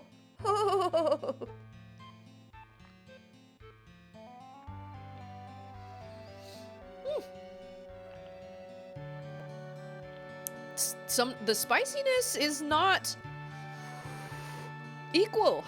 Some have some more spiciness than others. Wow. Wait a minute. Can that guy give me my HP and my MP? Oh. Wait. Wait. Oh, yes. Ooh. Ooh. I still think, oh, sweet. So I don't even have to use ethers. That is excellent. I still think those Cooler Ranch spicy Doritos were still the spiciest thing, but these ones definitely have more kick. The Takis were just gross. I mean, they had some kick right off the bat, like your first crunch. They were pretty spicy, but then the taste was just nasty. Ugh. Hey, it's Endymion! How are you? How are things on the other side of the pond? We're frogs. Yay! Seriously, get rid of those freaking frogs. There's gonna be an ad starting soon, except not if you're Endymion because you live in, where is it? Sweden or something? I can't remember. I try to remember where everybody is based, and I'm losing track. This is... yeah. We're all gonna sleep. That just seems unfair. To be able to turn people into frogs and put them to sleep, that just does not... that just seems really unfair. Okay, Flamin' Hot Cheeto. Oh, my mouth hasn't quite... I might send Ander to go get his hot sauce.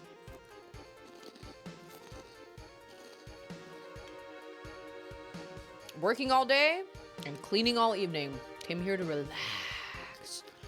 Relax. Well, I'm glad you feel like this is a place you can come to relax. That makes me really happy. Finland! Okay, sorry. I am wrong. My bad. That's great. Oh, I was... oh. Ooh.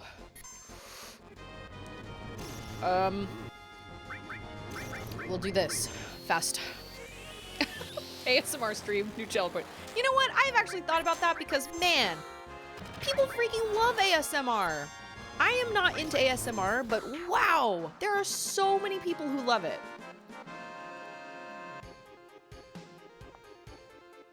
I don't know how to do it. You just open crinkly bags and like whisper, create some echo, reverb on your mic, chew things. I don't know how to do an ASMR stream, but I guess there's also visual ASMR and there's auditory ASMR. But I do see people that are playing games that have ASMR as one of their tags. And oh, we are sped up and it is bad situation. And I'm like, all right, cool. So you're playing a game and maybe they are. Maybe they're just munching on chips and whispering. I don't know. I can't tell if, oh, I can allow that. Thanks, Automod. I can't tell if it's a sexual thing. I don't understand it. I remember listening to a podcast or a radio, maybe it was NPR, that was talking about ASMR when it first kind of became really, really popular. It was first becoming popular on YouTube. And apparently there is an actual like tingling sensation people feel in their brain when they hear certain sounds. That's kind of where it started. Auditory stimulation. Honestly, when I can make it here, it's the highlight of my work week. Oh, that makes me so happy. I'm so glad. If I can do that for even just one person, that makes all of this worth it. And that makes me so happy. I'm so glad. I might have just said those exact words. Repeat. That part of my brain doesn't exist. Probably because I don't have a brain. If I only had a brain. I don't have that either, but apparently when people watch or listen to ASMR stuff, it's literally like scratching a super intense itch in their brain. So, and apparently a lot of people, oh wow, Aerith is gonna die, she gonna die. Nope. Does that count? I think that counts. Oh, barrier! That's what I need to give Aerith because she's weak. Give Aerith a barrier. These are small Cheetos.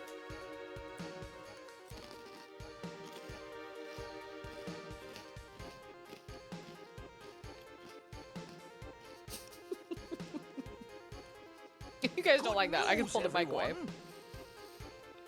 Oh, wow. Thank you so much, Endymion. You guys are so supportive and so kind. I haven't danced in a really long time. I should probably do that after I take a class.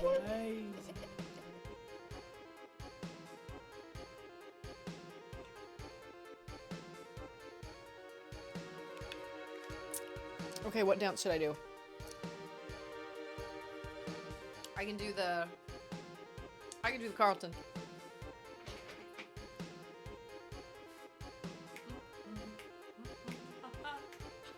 I have to hum while I do it. I adjusted my camera slightly, so now my head is cut off when I stand up in the back because I had to bring it down so you didn't see that big old oh, it was Scorpio? Oh, see, I'm trying to keep track of like gifting. I'm sorry. I'm grateful to everybody, regardless. I love you all.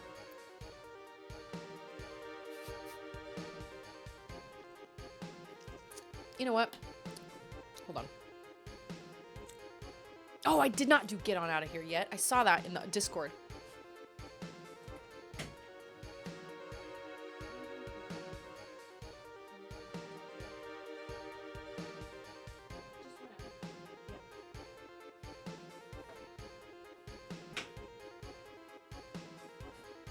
Okay. You guys are so great. Great. GR8. Did you guys see that? I did it. Did it. Yeah, I need to make that Get On Out of Here. I saw that on Discord and I just have not taken the time. Okay. All right. Okay. All right. Okay. You know what? Let's go. I might regret this later. I don't know. This boss is hard. This boss gives me, yeah. But I also don't just want to run around here and just move it myself. Okay.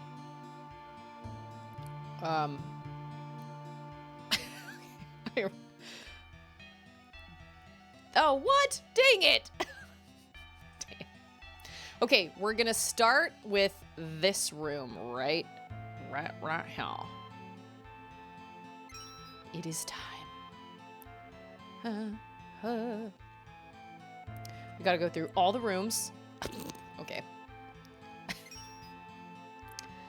Is he gonna talk to me again? Yes. No. How do I make this? I feel like there's a faster way to do this, but maybe not. There are some good things here, although the nail bat. Oh. Fancy. Treasure. Do not seek the treasure. Can any of you name that movie? Oh, it's such a great movie. I actually think it's free on YouTube. Do not seek the treasure. I never liked this place. Yeah, I don't really love this place. Oh, shoot. Did I go? I shouldn't have. Did I? Oh, dang it. I know how to work a clock. In constant sorrow all through his days. Oh my gosh. You guys are so good. I love that movie so much. I love the soundtrack. I love the movie. It's great. It's very quotable. I'm a Dapper Dan man. I love the cast. I love it. I love everything about it. It's a great movie. Do not seek the treasure. Trumpet shell. I think that's for Katsi. Yeah? Anybody use Katsi? I can honestly say I have never used Katsi ever, unless I'm absolutely forced to. Okay, we're going back in time. No, speeding up time. No. Why can I not? Okay, X. I'm so smart. I have the OST. It's great. Haven't seen the movie in ages, though. I remember my mom got the soundtrack, and I listened to it. We listened to it constantly. It's a great soundtrack. Oh, wait. Isn't this where we're supposed to be? Like, legitimately supposed to go? I'm not ready to come here yet. Oh, dang it. Hey, it's locked. I want to go home. No, I want to go. Okay. Oh, thank goodness. Okay. It's been ages since I've seen it. I can hardly remember what happens. Well, like I said, I think it's free on YouTube, which is kind of astounding to me because, like, oh, that's right. I can speed this up. Wow. I completely forgot. I am so smart. SMRT. Wow. By the way, we told that oh, yes! Yes! That's what I wanted. Excellent. We told Charlotte about that, and she was like, that's not how you spell smart. We were like, we know. So we had to find the clip of The Simpsons on YouTube and show it to her, and she thought it was very funny. So now she's been quoting it nonstop. She was like, you spell smart, S-M-O-R-T. And I was like, try again.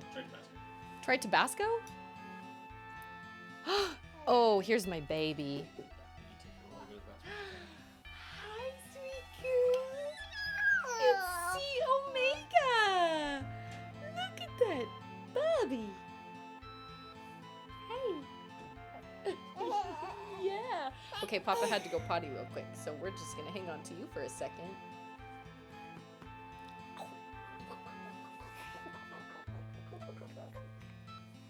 What is that? Baby ASMR. She is so freaking cute. Oh, Bonafide. He's Bonafide. Yes, they say Bonafide a lot. Holly Hunter. Oh my gosh, they're all fantastic. Auden Ninja Mighty Money Grace. Auden. Yeah. That cute baby. And honestly, she really is. She's such a happy kid. As long as she has her naps and she eats. Honestly, all of us, same. If I can eat and have a nap, I'm a pretty happy person. Huh. I can't put you down or you'll tear my cords to pieces under the computer, huh? Yeah. Yeah. Yes. Yes. She's got these little kind of crimpy kind of curls coming in back here. But she has very little hair. Charlotte didn't have hair until she was 2. At all. Everybody thought she was a boy. Even when she'd be wearing like a pink, like zebra striped onesie, they'd be like, how old is he? Like, she's 6 months. It was usually older people. It was usually like older people. Maybe they couldn't see very well. Yeah. Oh, ow, ow, ow, ow. Can we say hi? Can you say hi? She can say it sometimes. Hi. Can you say, uh-oh? Nope, we just want to bang on Mama's microphone. Would you like a spicy chip? No. Same with 5Kez. Also, he eats a lot. Yeah, I mean, you know, as long as I got some food, and okay. So she'll be a year, which is astounding to me. She'll be a year in 1 month, less than a month now, and we're kicking the bottles, getting rid of the bottles, going from formula straight to cow's milk, huh? Cold turkey. Is Tabasco not as hot as Tapatio, or is it just better tasting? You tell me. Bye, Bubs. Bye. Okay. I mean, these are definitely better. These taste better than the Takis. Oh, yeah. I thought you said you love Takis. I do love Takis. But your taste buds, you would think that these were... Oh, yeah, they do taste better. They don't have as much kick as those Spicy Cooler Ranch, though. That's what I went to the store to get, and they didn't have any. And I was sad about it. You're giving her turkey milk? Can you milk a turkey?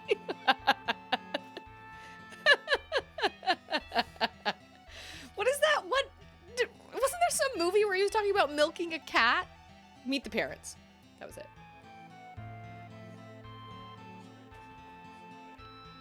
Give her a baby toupee? Oh, man. Yeah, Charlotte didn't have any hair till she was 2. Okay, what am I doing now? Oh, I got my ribbon. Yeah, yes. We had a celebratory baby visit. Okay, now you get the ribbon, and then you will have the fairy ring. Paralyze, petrify, slow numb. All of those suck. I just want 3 ribbons. Dang it. Kalulu loves you, Michael. He loves you. They love you. Whatever Kalulu is, I don't know.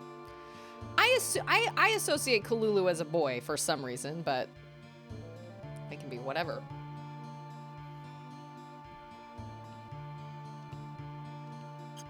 Okay, I got my ribbon. I am satisfied. It's good. Yeah, and I can speed this up. That is even better. And I will fall down there because that boy. Oh, well, okay. I wasn't gonna do it just then, but okay. Because that boy is right. You fall down. You get a nail bat.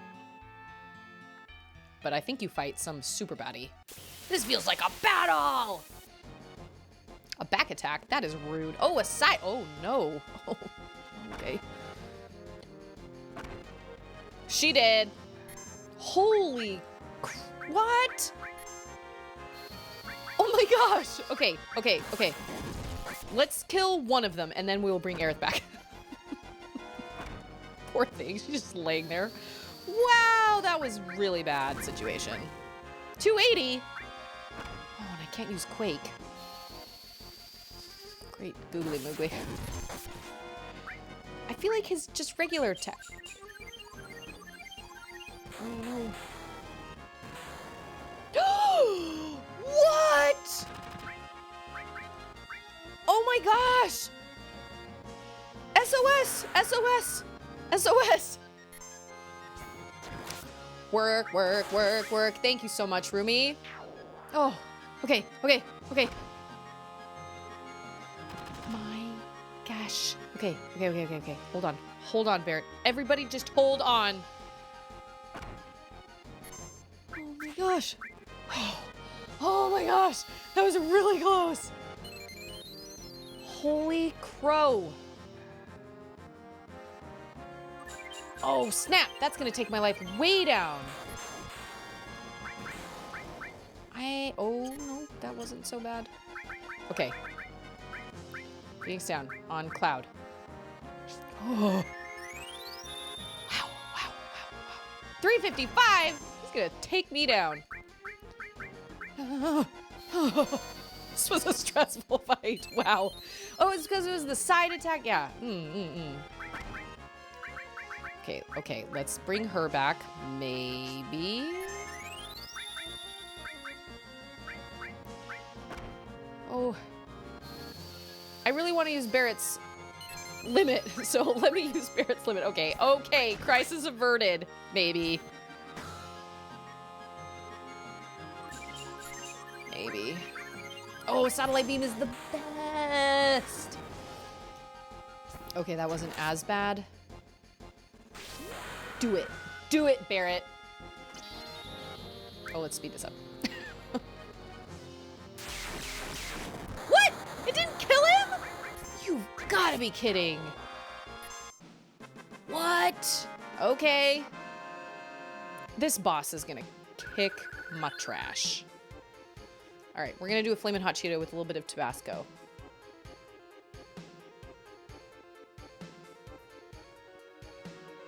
I looked for Bean Boozled. You can't buy them at the store.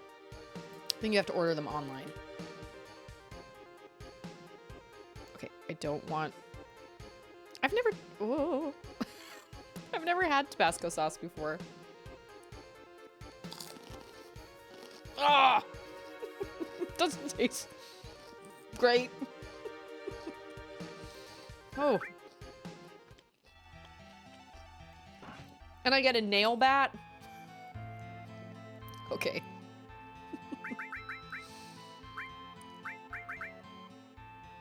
Oh, that's right. Oh.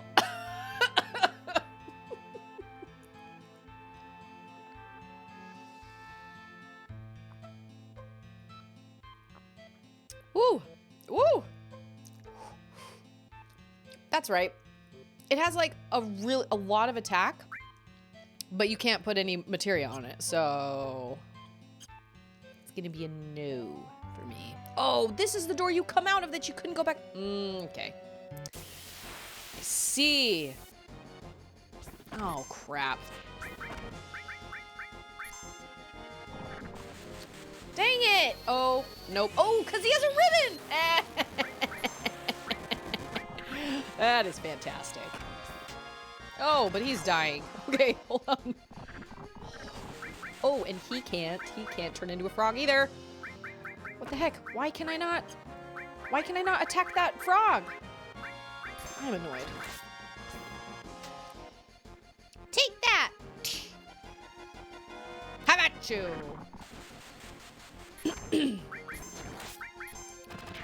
I should, oh. Oh, but Barrett can go to sleep. Okay, he can't turn into a frog, but he can go to sleep.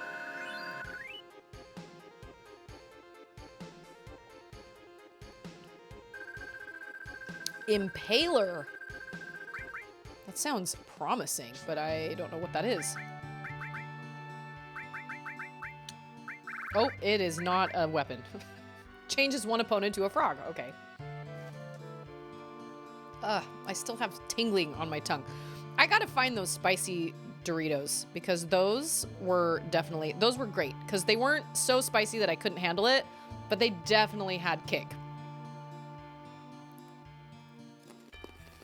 I just got Tabasco sauce all over my hand.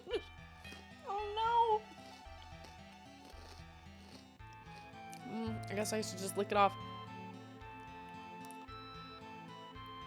I don't have anything to...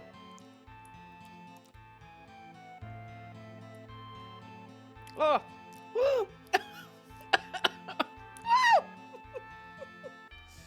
Okay. Okay.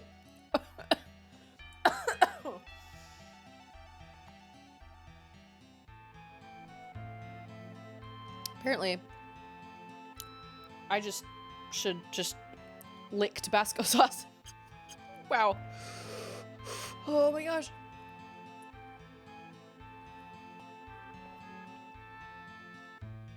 Wow. Wow. Wow. Holy cow. Whew. That was spicy. Wow. Wow. Where do I... Seriously. Oh, Happy Jay! How are you, Happy Jay? Thank you. Oh, gosh. Wow. Man. I think I'm going in... I don't know. I will attack you. Okay, I gotta pay attention to who I'm attacking. I gotta attack somebody from the... Oh. Who am I? Aerith. Oh, now they're both facing me. Oh, not anymore. Oh my gosh. Doing good! Hope all has been well for you. All is getting better. I've had some sick kids, but things are good today. Today's actually my 15-year anniversary, if you can believe it. So we've got Grandma coming tonight to watch the girls, and we're gonna go eat somewhere. We don't know where exactly yet, but we're gonna go eat somewhere. There's a place that's about 40 minutes away that we've heard really good things about. And I think we're just gonna do it. We don't ever take these opportunities, and so I think we're just gonna go. Oh man, I forgot where I was.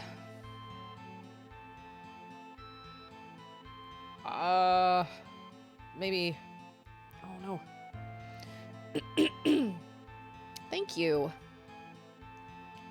I think that's where I don't wanna fall. Okay, I think that's where I was. Oh yeah, I remembered. Oh my gosh. Wow. Every once in a while it just kinda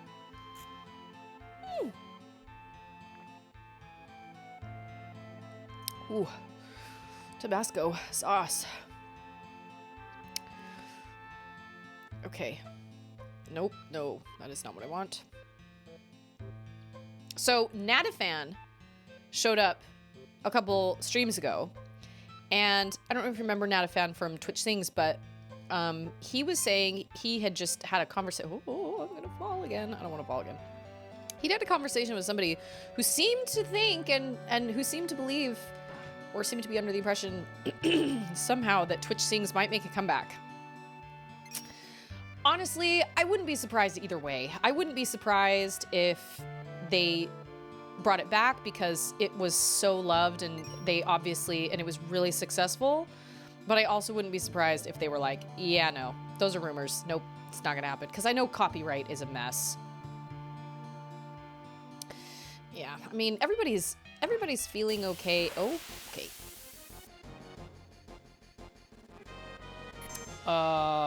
Okay, I'm gonna sense you. Where the fruit you are. Level 30, 500 MP, weak against poison. Oh, yeah, okay, cool, I can do that. Can you actually, like... Whoa, he took a lot of life. What? Oh, no! Holy mother! What? That is insanity. Well, Cloud's dead. Oh, no!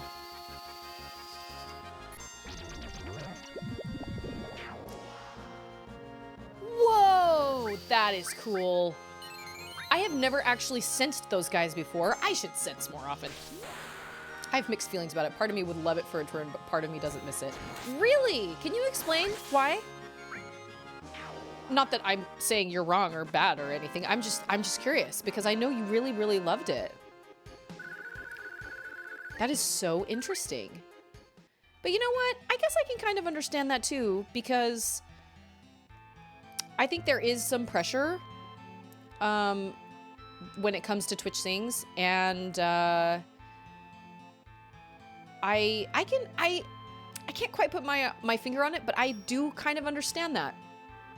I love it, but there were a lot of, it was kind of rigged with a lot of problems too. Like there was a lot of stuff that went into like making sure everything sounded okay, and it was weird when you had like if you were using a software like OBS, instead of just streaming in Twitch Sings alone, there were just lots of kind of weird things about it, and making your music sound okay, like making everything sound good was kind of hard, and I can kind of understand you feeling that way, actually.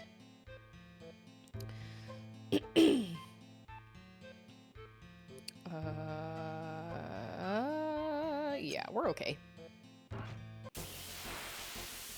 There's gonna be these freaking things. Oh no!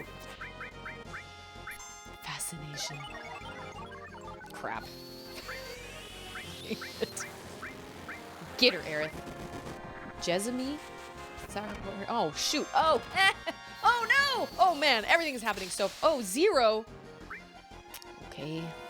Who can sense? I need to sense. I need to sense more often. Does not work on me, sister. Take that. Gemnesme. What? Okay.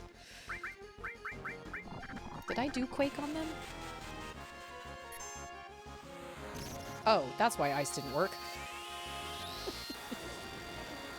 I should have sensed. Oh, okay, great. Well, I guess it doesn't matter now. Whoa, I gotta eat 2. Oh, man. Okay. Okay. You know what? Before I do this, let me go get some tissues or something, because I don't want to get Tabasco sauce on my hands yet again. Hold on.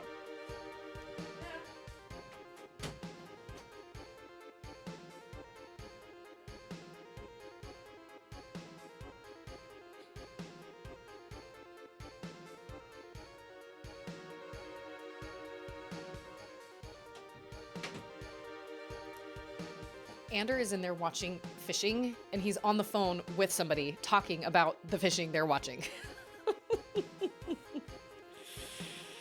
Cute. That's so cute. Okay. Tabasco sauce on a flamin' hot Cheeto.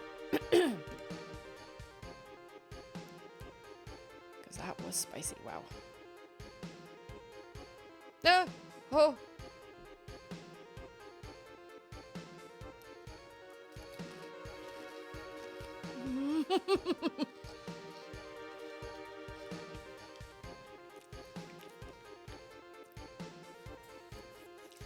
Oh, that one wasn't so bad.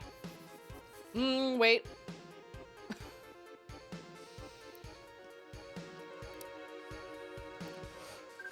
Oh, don't let me forget. I have another one to eat. Whew. Hey, it's Olaf! No, Takis were disgusting. This time it's Flamin' Hot Cheetos. Actually, I left it up to everybody. I can change it up. I don't have to do Flamin' Hot Cheetos. I have candy, so I can toss candy into the air and try and catch it. Or I can go have my husband not crush, but break up some ice cubes, because our ice cubes are huge, and put an ice cube in my mouth each time I level up. That was my sister's idea, and I thought that was a good idea. I've been thinking, if anybody has any ideas of fun, kind of entertaining things I can do whenever I level up, I am totally open to them. Other than things that are like, oh no. That's it. That's the bad place. Other than things that are like straight up disgusting. I'm not gonna eat bugs. I'm not gonna eat nastiness. That's just drinking water with extra steps. Well, I know, but if they were slightly... I mean, our ice cubes are gigantic, so I couldn't, like, fit one in my mouth. But... Anyway. So I kind of left it up to chat. I can change whenever. I think people are probably more into the... Oh, I need another one. Well...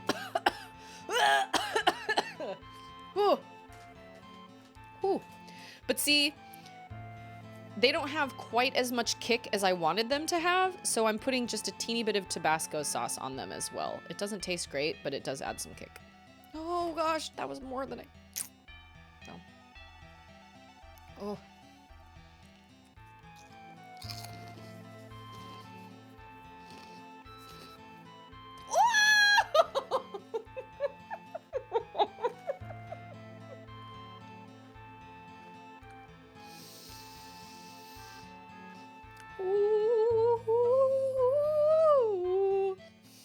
Wow.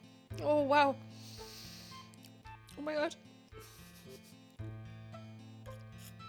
Mm. Ho moly. I think this is the last door. Oh my gosh. I can do an ice cube right now. Wow. I love Tabasco and sriracha and tapatio and Cholula. My husband eats tapatio on everything.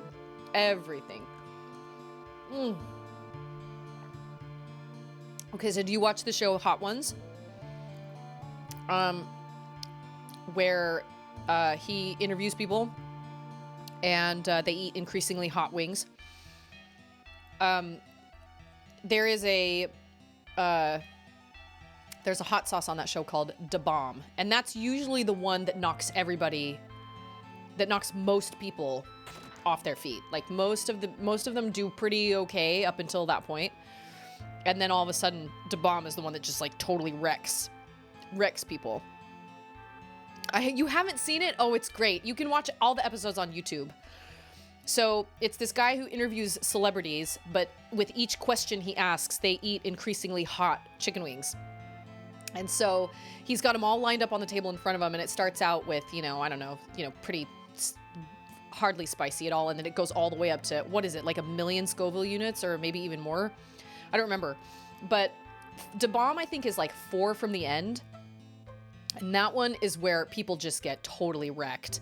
And he interviews men and women, and it's really surprising who handles the spice really well and who doesn't. Like Kristen Bell, the actress, she hardly had any reaction at all. I mean, she was kind of sort of like, wiping her nose and stuff.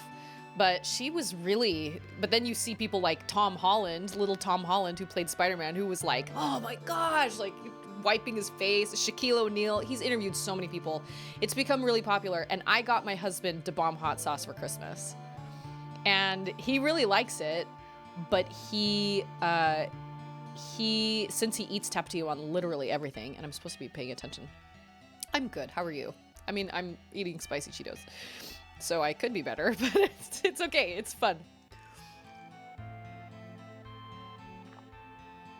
Oh, it's great. I highly recommend watching it. Okay. There is no pattern. He's just... I'll catch you eventually.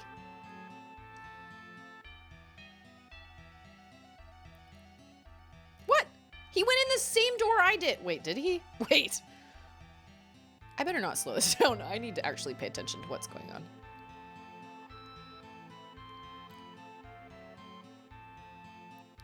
What is even happening? If he goes in there, I think he's gonna come out here. Oh, nope. Dang it. I highly recommend watching it. It's great. And the guy who interviews the people has such great questions. They are very unique questions. And it's a great show. It's really, really great. But my husband, I took his reaction of eating his very first drop of Da Bomb hot sauce, and he was like, this is really, really spicy.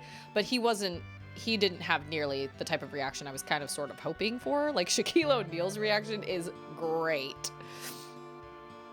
Oh man, it's super great. Oh, that's like where I just went in, isn't it? Oh. I think Da Bomb comes from Kansas. And so he was like,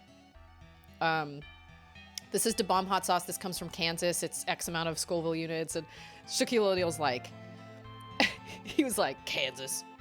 Nothing spicy ever come out of Kansas.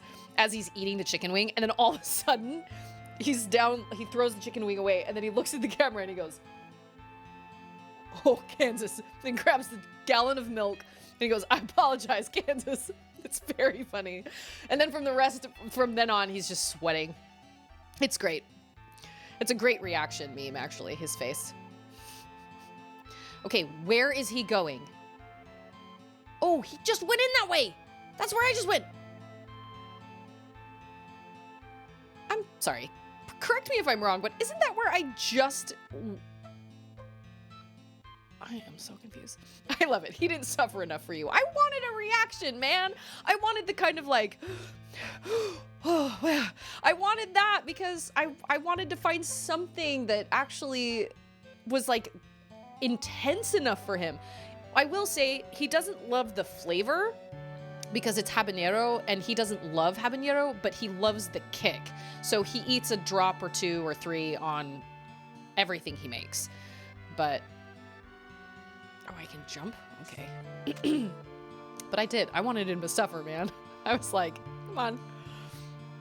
Okay. I am not paying attention to where this little, oh, he can go up? Well, now that's just rude. We got him!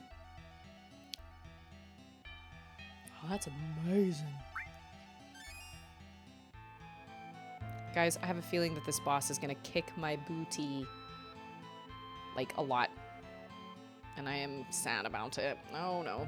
Now I can't get up to like, oh, I think of you two going this way. Oh, shoot, I should have saved. Because, like I said, I think we're gonna have a hard time with this boss. I know there's stuff that happens before that, but. And to bomb hot sauce is only like 10 bucks. I got it on Amazon, I think, but I think you can actually order it through Walmart.com. But it's not the hottest one they offer. But that's the one that gets the most reactions out of everybody. Oh gosh, she's interviewed so many people. Weird Al and the guy from Stranger Things that plays Hopper. Tyra Banks. Gosh, I'm totally blanking on all the people. Jack Black. I think he interviews Tenacious D, like, together. Yeah, it's great. He did Stephen Colbert, but he didn't do it on his show. He did like a mini session on the Colberts, like on Stephen Colbert's show. And he asked him all these Lord of the Rings questions, and Stephen Colbert was dying. Oh my gosh. He was like walking around the stage, and he was like, oh, yeah. He finished the interview, but it was bad. Come. Splendid. Oh, that is a great word. Why do I not use that word very often? A treasure house of knowledge. I don't understand what you're saying. There it is. Meteor. Look well. At what? I subbed to the YouTube channel. I'll have to watch some of it. You'll love it. You'll really like it. And it'll give you some ideas of hot sauces to buy and try. I want to know what your favorite one is that you watch, because they are great. They're great episodes. And the guy's really likable, and he comes up with the greatest questions. Even the people he has on his show are like, that is a great question. Or how do you come up with your questions? Like, where, or how did you hear about that? How did you know about that, or whatever? I don't know how he does it, but. Become one with the planet. Once the planet is hurt, it gathers spirit energy to heal the injury. The amount of energy gathered depends on the size of the injury. What would happen if there was an injury that threatened the very life of the planet? Think how much energy would be gathered. And at the center of that injury will be me. Sephiroth, you're nuts. And I think of him at the end, and he is quite the specimen. In the remake, when you first run into him, or when you first see him, Cloud like turns around and you're at Sephiroth's chest, and it makes him look like he's about 8 feet tall. Wake up! Yeah, it's bad. Bad situation.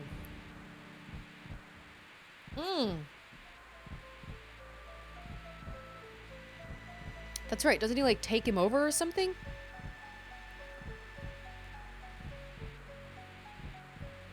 What? Does eating spicy things make you cold? Because I feel cold. Ooh. I have the fan on, but I feel cold. Yeah, why? What? I don't quite remember this scene. Is Cloud a real person? Like, was he really a real person or was he made? Because he and Tifa grew up together, but how do they have... I mean, he was a real person, right? I mean, I know we'll get there, but... Like, I know this story, but... Oh, he doesn't even remember. Right? It's nothing. Barrett's like, oh, man. Ha! Don't worry about it. I understood what he was saying. There's gonna be an ad in 2 minutes, and I'm sorry.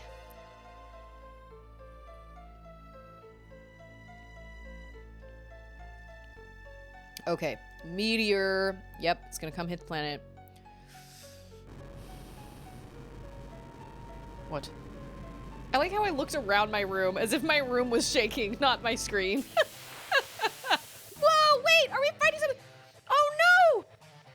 What? I forgot about this. I am not prepared. Oh my gosh, okay. I forgot that you fight a boss now. I thought it was the boss in the wall. Ooh, shish kebabs.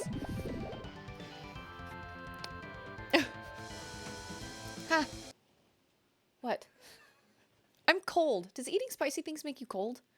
I mean, maybe if you're like hot and there's a fan blowing on you or cold. You know. How's that Tabasco sauce? It's okay. I mean, it has kick. It definitely adds kick. It doesn't taste super great. Well, you're not supposed to add hot sauce to hot things. well, you're not supposed to add hot sauce to like I did just save. That is true. So if I die, I will be prepared. Do you want to come take a bowl of these? No. Like, I put hot sauce on a lot of things. But I don't put hot sauce on Cheetos hot or chips. I know. Will you bring me your Tapatio? I want to try both of them. Maybe this is going to turn me on to... Oh, wow! Oh, dang, dang, dang, dang, dang, dang. I know, I did just save. That's good. That is good. That's good.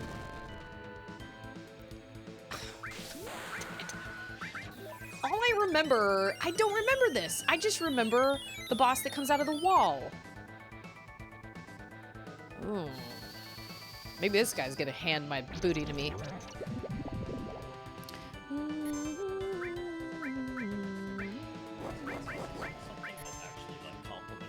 Yeah. Yeah. I'm just gonna... Oh, well...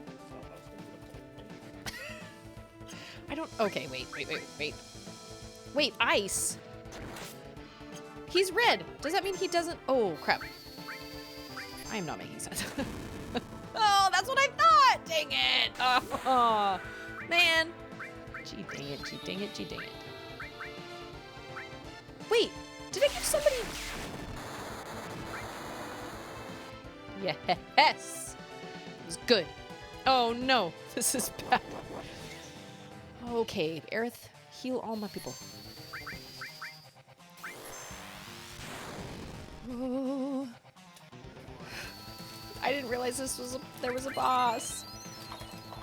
That doesn't do me any good. All right, okay, crisis averted. We're okay. Maybe. Oh, now he's poisoned. Cool, great, good. Yes, turn off that ceiling fan, please. Oh no! Oh no! Oh gosh! Cure yourself. I need somebody to get a limit. ASAP. Quake 2 does nothing, kind of. Well, I'm kind of. Susie's so nice, even healing the bosses. Did I heal him? No. I did not. It's like my worst fear, though. Be like, here, have some HP. Yeah, oh yeah, oh yeah, I'm gonna get you now. No, he killed her? Oh my gosh, and now I'm gonna die. No, now he's gonna die, and she's not gonna get any leveling. Oh, you've got to be joking.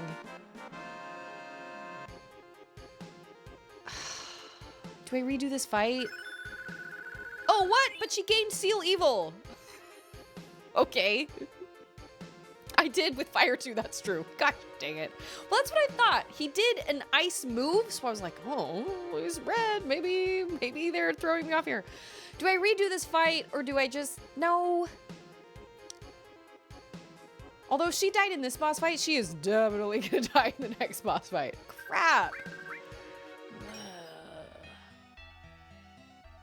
Oh, but we got a summon. That's fun. I want that. Oh, hallelujah. Gosh dang it. I try to not have any of my guys die after a boss fight because then all that sweet AP goes to waste. But with Aerith, I don't know if it's really worth it. But she's definitely not going to help me very much in the next boss because the next boss is even worse. Oh, but he just leveled up, so I got to eat a chip. Okay, I'm going to try Tapatio on this one. I don't know what's hotter. But I have more control with this Tapatio bottle than I do with the Tabasco sauce.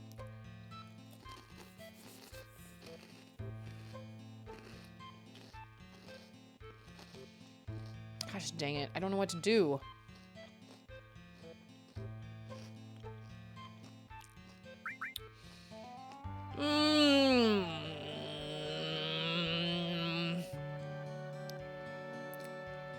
Okay, here's what I'll do. I will try...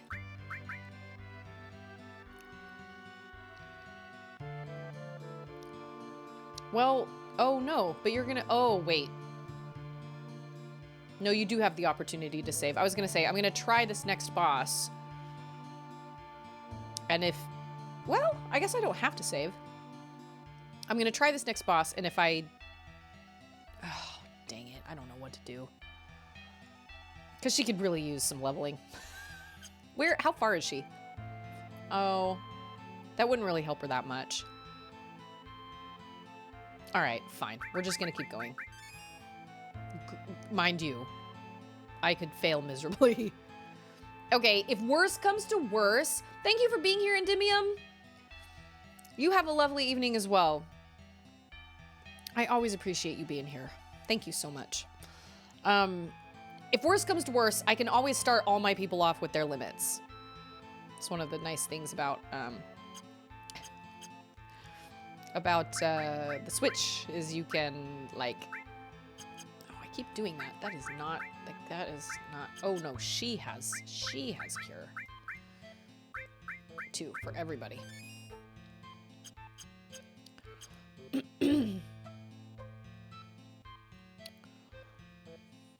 We're locked in. What?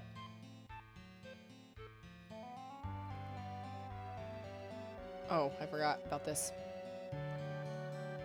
Black materia.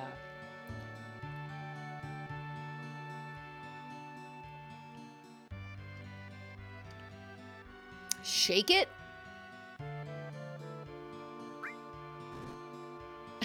That's it.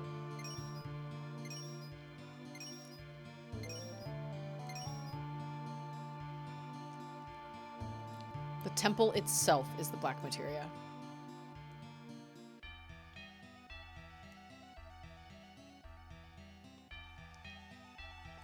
Oh, that's right.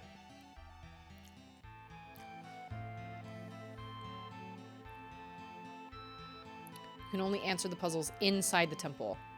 That's right, so we need Katsi.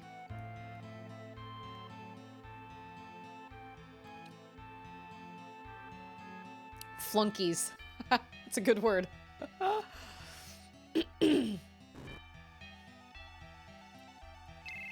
Yeah, it's like, oh, by the way, couldn't help overhearing. This is Katsi. I overheard the whole story. Everything you said makes perfect sense.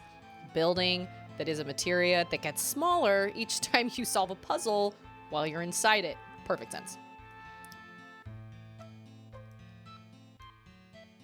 I guess we have no choice. Oh, this is where we go to the super sketchy, scary boss. Can you say yes? Okay, before I do this, I'm gonna have to run to the bathroom really fast. So give me just a second. Should I run an ad?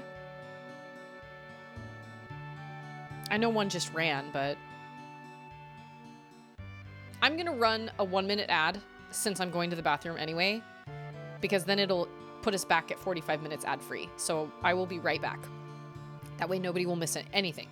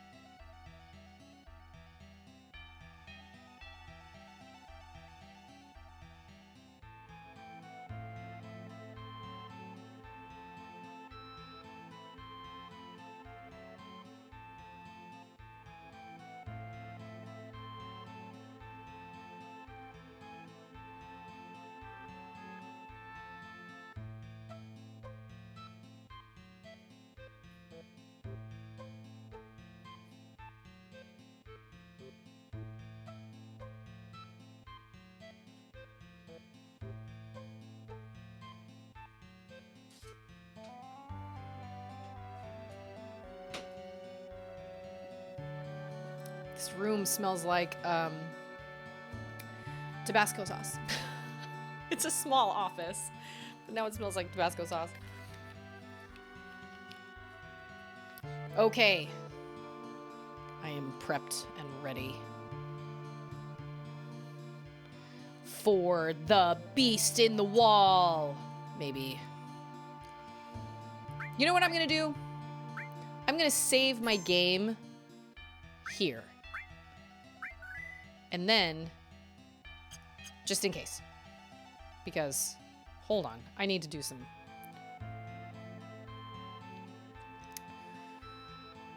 Okay. Girl. You are weak. Like, I love you, but you're weak. You are weak, weak, weak. I guess I can give you... Bahamut.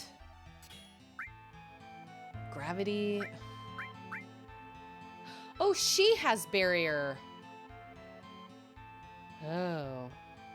Okay, that's what I need to do. I need to give her barrier because I forget about that, and that is important because I know Cloud has D barrier. But what about everybody else? How's everybody else looking? Odin. Earth. He's a wall. What is he weak to? I guess I can sense him. Okay. Nope, that's where we just... Yeah, okay. Okay, here goes... Literally, here goes nothing.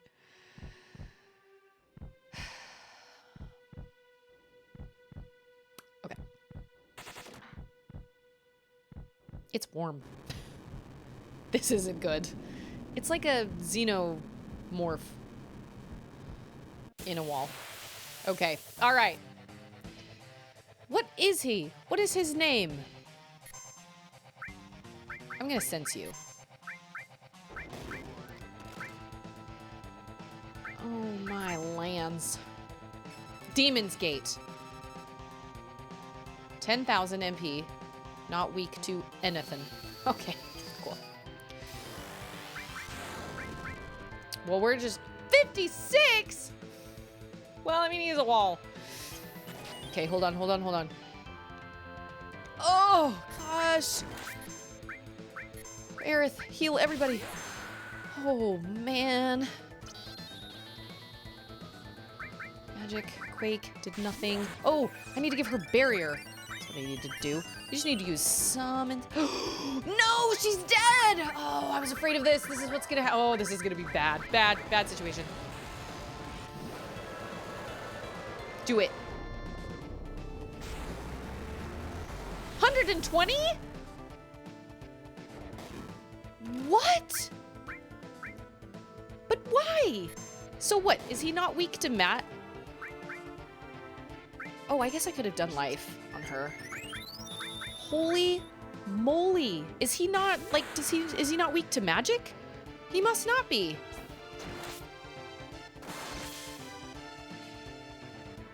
Okay. Okay, so we are only... So we are only weak to physical attacks. Cool. So that means...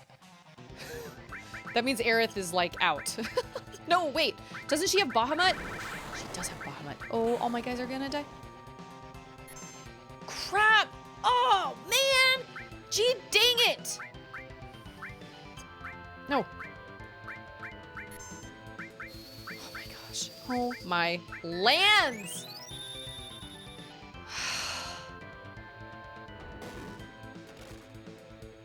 I knew this was gonna be bad going into it. I was so unprepared. I hate my life. I'm just gonna die. Yeah, you cure Barrett. Go ahead. Make it happen. Oh my gosh. Oh, okay. That's cool. Now the question is, if you cannot beat this boss, what do you do? Like, there is literally no way. Oh, that was a miss. Okay. There's no way for you to, like, level your guys up. There's no way. Like, if you saved right before... Oh, he's gonna kill her. Oh!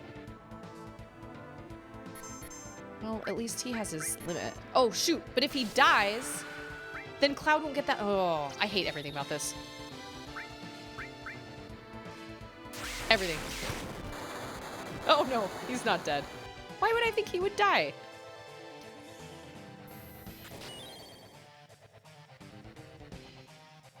Why does that keep missing Barrett? I mean, not that I'm complaining, but... Petrify. Oh, man. Oh, okay. So that gives you 30 seconds until... Okay. Okay.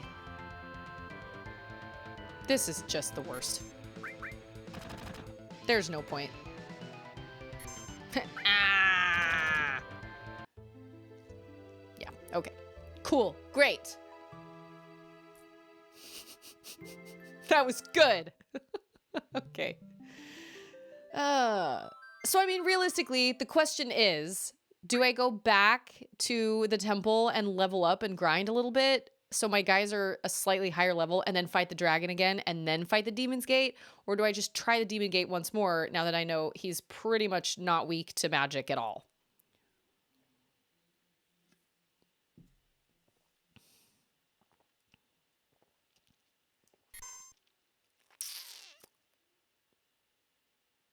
Okay, he's level 45 and I'm level 34. That is terrible. Why did Aerith have to come with us? I feel like I would have stood a chance if it would have been red. Oh, I didn't put a barrier on anybody. I don't know if that's actually gonna work, but...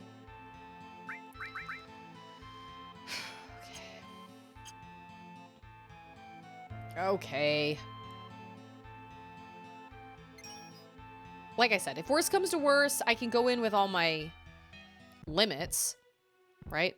Yeah, you can go in, right? Wait, I thought that put everybody at your limit.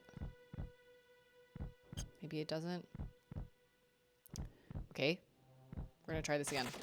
It's gonna still suck, but maybe not as much. Oh. Ooh. Aerith only has 989 life. This is bad. You know what? We're gonna come out. Odin, that is unblockable, pretty sure. Oh, magic. Get yourself a barrier. It's so nice to speed up these summons. Wow. It takes so long. 367? I hate everything and everybody. Okay, okay, nope. Oh, yep, okay.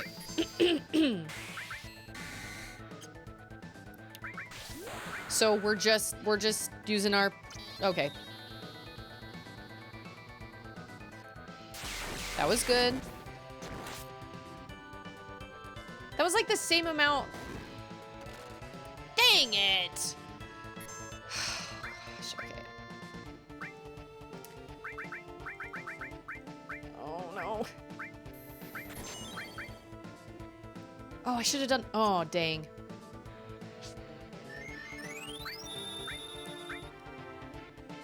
He gonna kill me.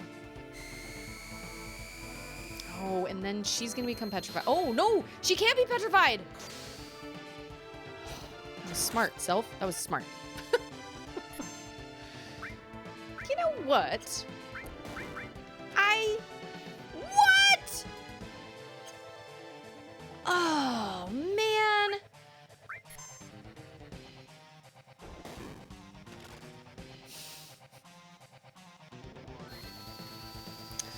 I feel like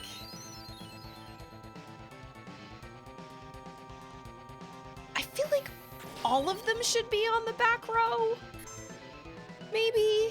Will that help? I don't know. I'm just gonna die. There's no way. I can't do this fight. Not yet, anyway. I'm not sure what I have to do. I don't know if I need to, like...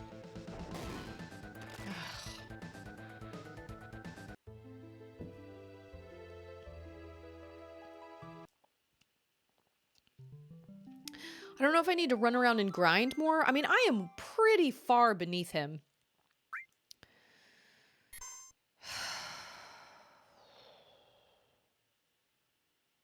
I really don't think I can do this fight with where I am and my level right now. Which means I'm gonna have to grind, which is boring.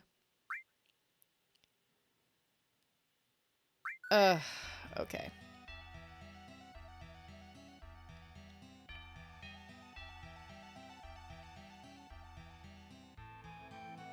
Wait a minute.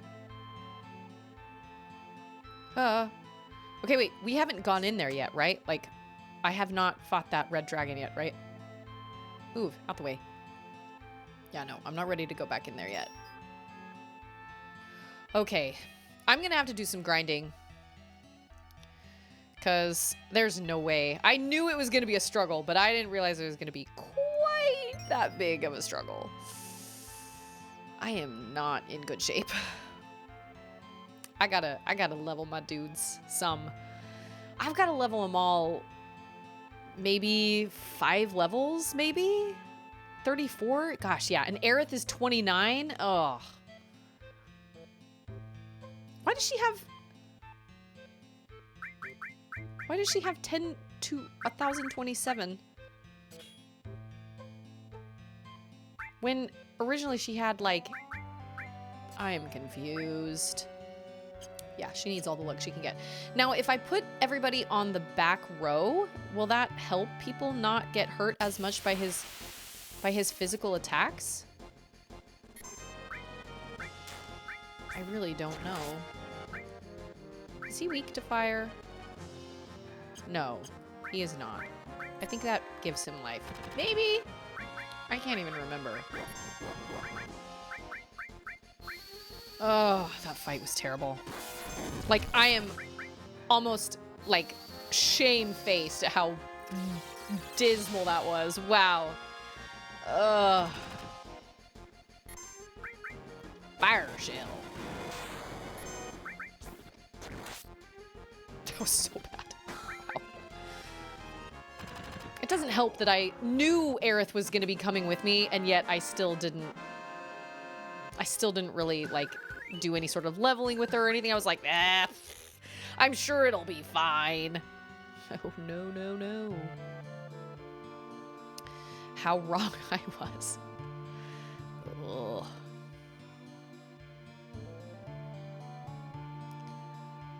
Well, I guess. We're just gonna do some grinding. I mean, it's gonna take me. I mean, technically, I usually stop streaming around 3. So I don't.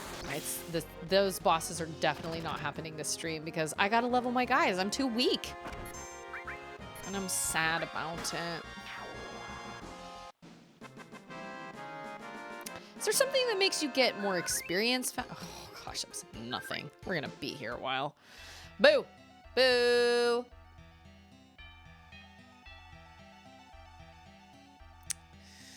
Well.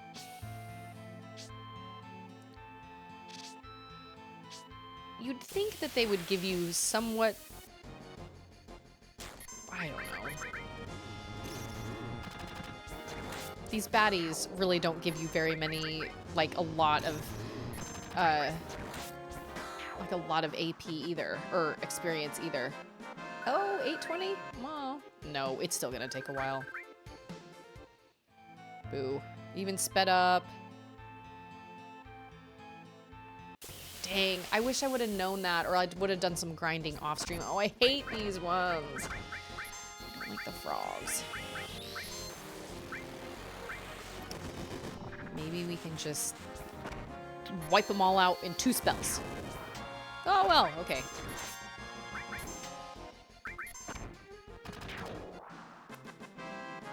I'm pretty sure when you turn into a frog in the remake, I'm pretty sure you still have, like, your accessories, kind of. Like, Aerith's hair bow is still in her hair. Or on her head. It's pretty great. I didn't turn into frogs very often, but it was quite entertaining when it happened. I'm trying to decide if putting my guys on the back row would help, even with that Demon's Gate. Because his physical attacks come from the ceiling, so I don't know if going on the back row really works or helps. Gosh, and those magic spells did nothing. Quake was what, 56? That's terrible. Like, I'm so far. Oh.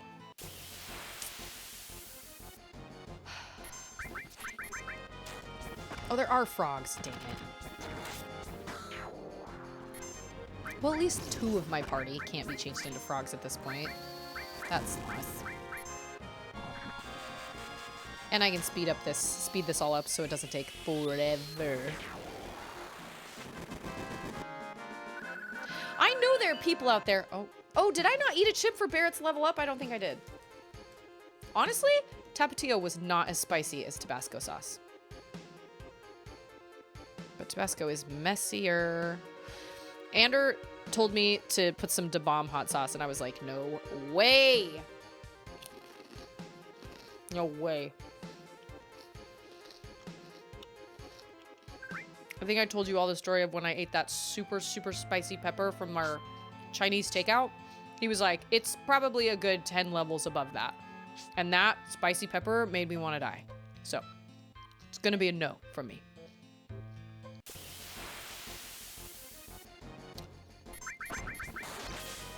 Just take him out.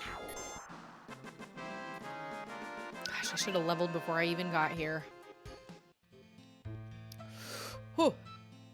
Whew.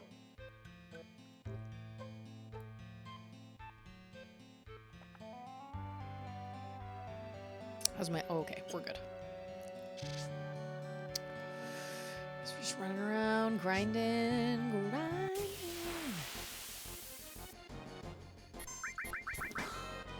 And Aerith, you suck. You are weak.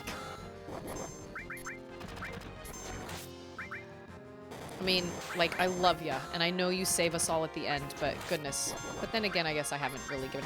Well, it's hard to level somebody when you know they're not going to be around. Do any of you... Like, what are your trios? Like, what do you guys play this game with?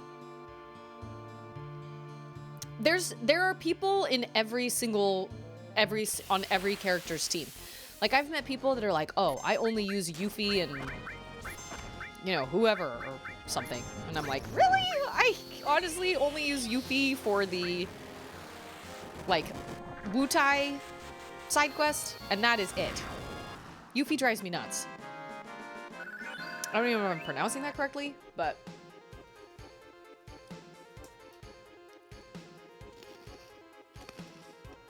Well, next time I'm at the store, I will pick up some of those Cooler Ranch Doritos, because so far, those have had the most kick out of any of the chips I've purchased. The Takis had some kick, but they just tasted nasty. Whew.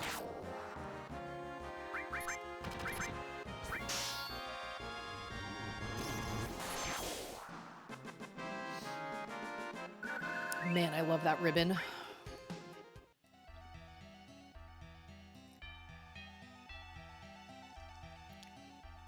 Whew. Oh, I think I should probably heal my guys. I always go to him first. He doesn't have heal. She does. Gosh dang it. Can't remember my party. I tried one time. I was going to use Vincent. I was like, all right, this playthrough, I'm totally going to use Vincent because everybody loves Vincent. They say he's amazing. And I didn't like the fact that you can't control any of his limits. He just goes nuts and he's just completely, you can't control him at all. And maybe that would be cool if his limits were actually cool, but I never reached a point where his limits were cool. It wasn't worth the time for me to sit and try and level him up to be anywhere near any of my other guys. And I don't know, like, he's a cool guy, I'm sure. And I'll get him because I like having all the people, like, doing all the side stuff, you know, as much as the side stuff as I can, but he just did not do it for me. And Yuffie's just obnoxious. Maybe, you know, realistically, I'm sure they all have great limits once you make it to the very, very end of the game. If you level them all up, I'm sure they probably all have great limits. But that's not what But I just didn't want to take the time when I had spent so much time leveling up my trio that I love. So, I don't know. It just wasn't really worth it to me. That guy has more life than I realize. I always think, oh, this will be easy. And he takes longer than I give him credit for. Now this guy, oh, I just wasted a limit. Yeah, cool.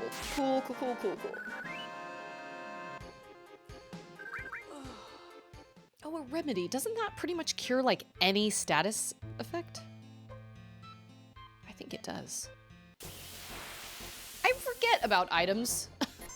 I only use items whenever I need a Phoenix down. I always forget that I have, like, grenades. I have remedies. Oh, and then if I have to cure, like, darkness or something. Oh, I need 2.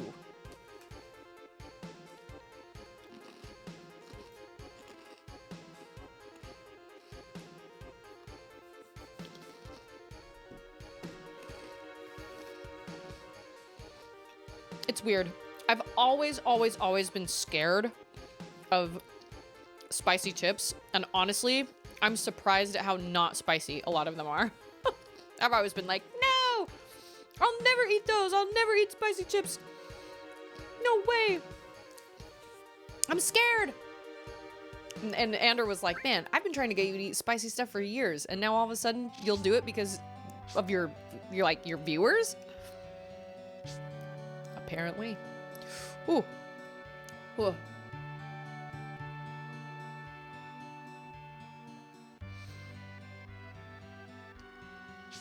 Oh, the bubbles don't really help. Really help.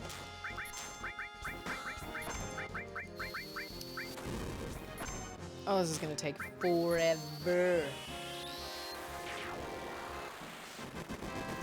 Good heavens. Okay, that is the best group to come across. That gives you the most experience. They're also the most obnoxious. So I guess that makes sense. They pay you well. Those are the best. And then the 2 poison big bugs are next.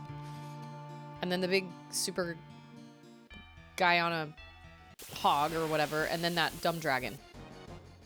This guy. Under lizard. Under lizard. We can use some healing. Especially Aerith.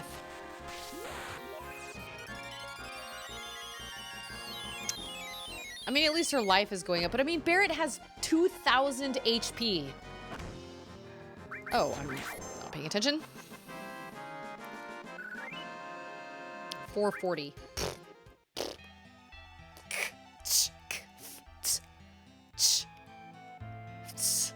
That's nothing. I need more. I need more experience. I'm trying to fight a demon's gate here. Man. Where does that door lead up there? Have I been in that? Oh, this freaking guy. What's his name? Doorbell, naturally. Oh yeah, he has more life than I give him credit for. Oh, I want to cure. Well, okay, whatever. I'll cure everybody. That's fine. I'm surprised at the people that can be poisoned. People, beasts, beings. It's kind of surprising to me. Question is, can the... Oh, he has 760. Yeah. Yes. Okay. I still stand by what I said about all the baddies here.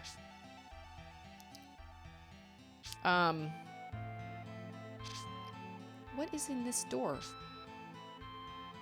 Oh, it's just that funny little room where that funny little guy is, right? Is he in there still? Yes.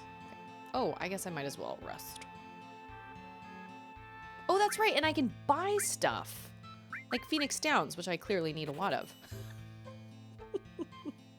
Because what inevitably happens is Cloud dies and he's the one that has life.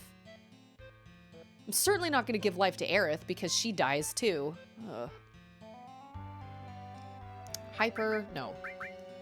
Maiden's Kiss. Oh my gosh. I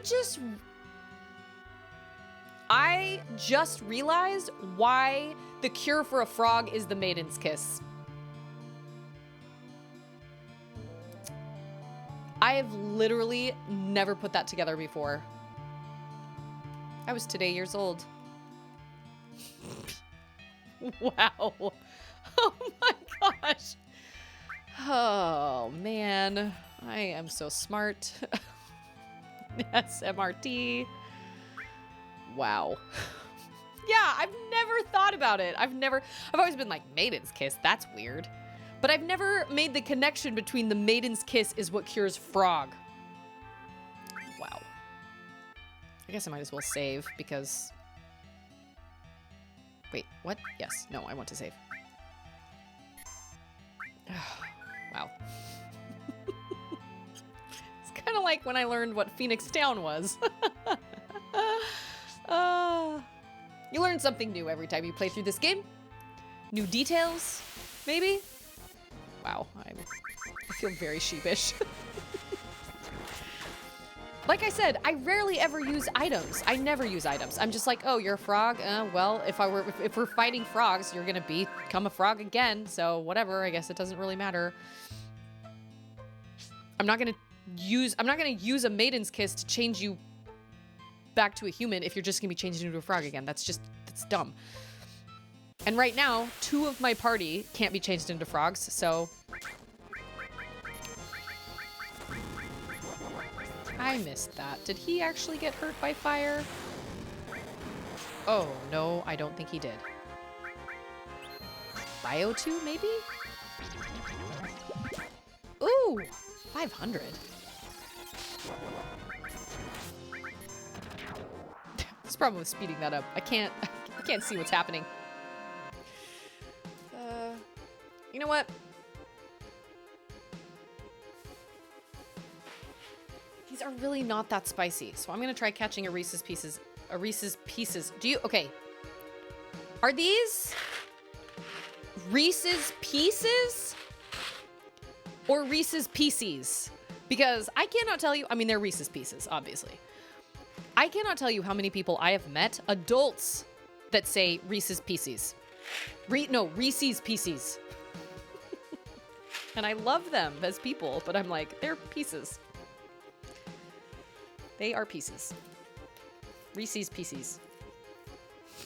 It's kind of like Happy Valentine's. Charlotte yesterday or 2 days ago, she was like, Mama, what's a Valentine? And I was like, that is not a word. She said, but I've heard people say it. I was like, I know.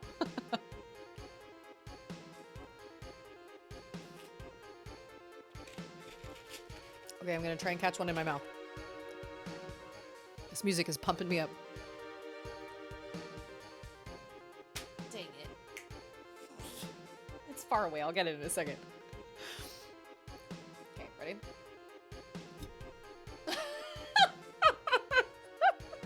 I'm not on my A game today. I could catch the chocolate chips. Okay. Oh, went back in my hand. Woo! How many tries was that? Like 5? The other day when I was catching chocolate chips in my mouth, I caught every single one except one. Wow. Wow, those taste so much better than Flamin' Hot Cheetos with Tabasco sauce on them.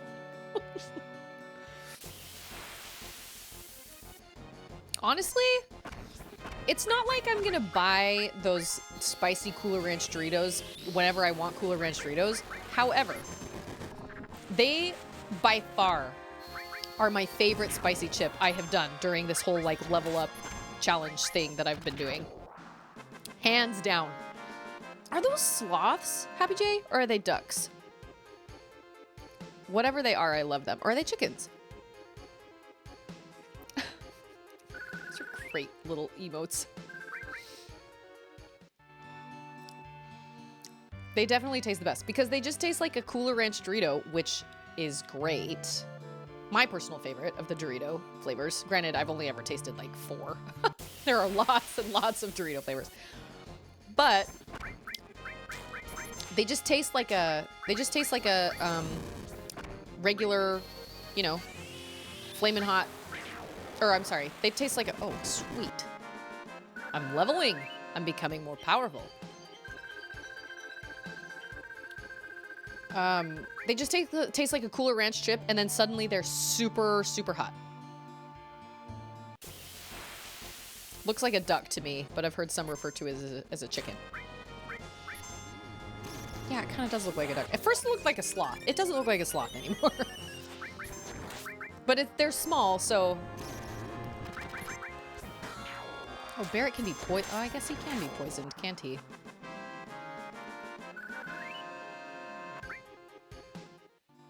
I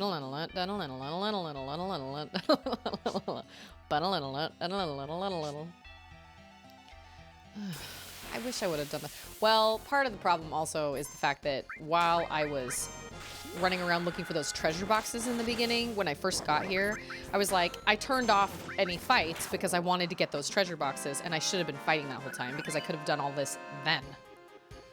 But it's fine. Yeah! First try! The other one was just my warm-up. Although, I don't know. Even running around earlier while getting the treasure chests and fighting, I still don't think I would have been leveled enough. I feel like every area has, like, really good baddies to level, and then there's one that just is bad. I mean, they can't all be amazing, right? They can't all just give you, like, tons and tons of experience. Man, I haven't had Reese's Pieces in a really long time, and they taste so good. Okay. Dang it! Dang. I've got to pick all these up so my baby doesn't choke on them.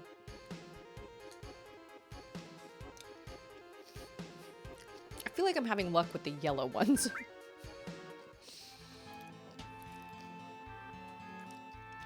And a reveal.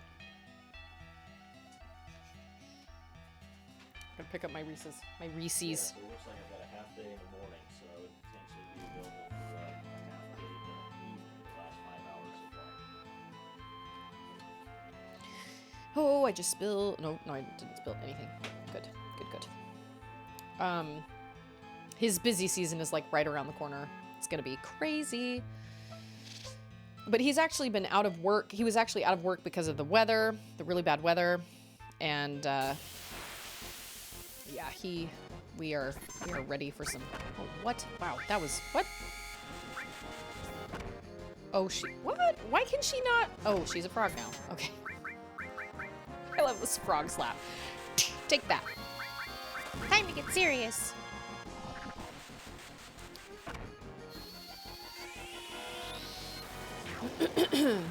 Okay, how did everybody feel about the Nintendo Direct?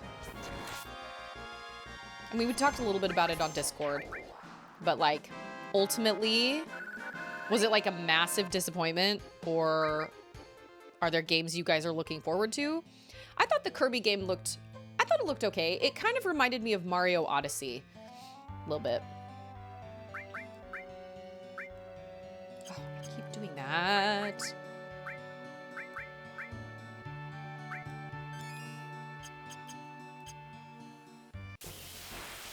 But I didn't see anything that like got me super excited.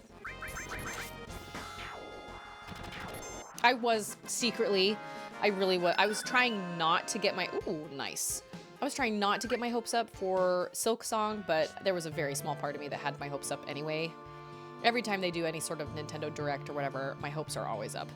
But basically, Dad said in Discord, they don't want to put themselves in the same Metroid Prime 4 position where they announce something and then it doesn't happen and they can't guarantee it's gonna come. And so, you know, we've been waiting on that for a while. And so you get people that are annoyed and frustrated. It's like, you might as well just not announce that you're working on something at all. Might as well just wait until it's pretty much in the bag. You know, you're ready to release it, because then you just run into this problem that they're in now. And I wish Team Cherry would have kind of known that, because it sucks to have them like tease that and be like, oh yeah, Silk Song, and then kind of interested in the Mario Kart 8 Deluxe DLC. I don't have Mario Kart. I suck at driving games, so I do not own any racing games. Charlotte would really like Mario Kart though.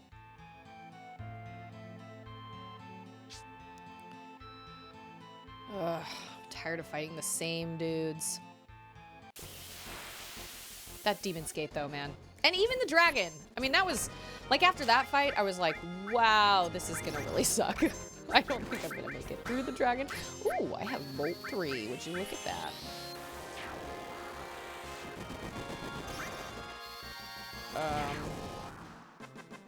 Sure. We're getting there. We are getting there. Super Mario Kart was one of my first racing games. Remember, I had a friend that had Super Mario Kart? So on the Super Nintendo? Was Mario Kart just on N64? I had a friend that had Mario Kart on the N64, I think. She tried to get me to play it, and I was like, this is terrible. I am terrible. I don't want to play this. So I didn't. She would play with her brother, and I would join sometime. I think I might have played like one or two. Racing games are just not my thing. So it was on Super Nintendo? Yeah.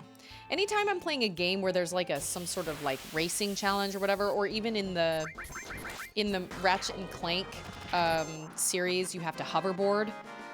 I hate those things so much because I'm so bad at them. I can do the hoverboard challenge. And I can, but if I have to race, I think in the Mario Kart 64. I'm listening to Ander because he's supposed to go get Charlotte here in a second. I think he's booking a trip. Oh wait, I want to use magic. For all y'all.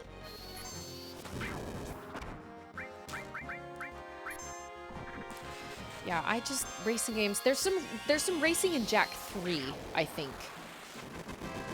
And I've played those games and I've finished them, so obviously I can do it, but I do not like racing games. They're not my fave. And I know Mario Kart gets a lot of love, and I think that's great. I'm all for it. It's just not my kind of game. Can't do racing games. They suck. And all those, like all the racing games they have at, like arcades and stuff. Ugh. Like where you actually have the wheel. No way. There are some people that are so good at those, and I am just not.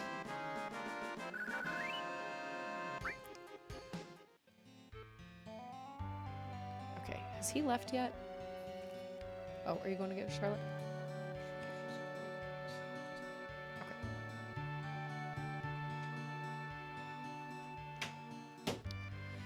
I am running out of magic. I need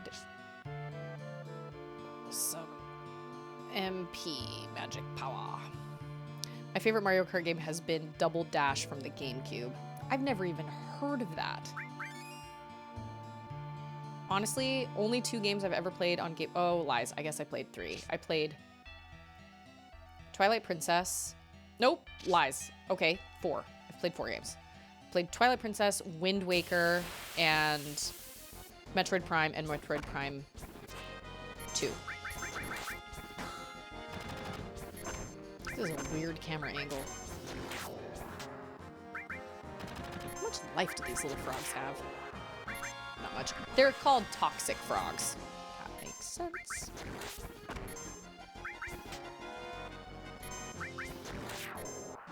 Okay. We are getting there. Ooh, Cloud is at 37. Okay, we are close. We'll be in better shape this next time around. I'm not quite ready to face those bosses yet. Like I said, I don't think the boss fights will happen during this stream because it's already 3:09. I'm gonna have to sign up. You know what? No. Okay. Let me do just a little bit more fighting.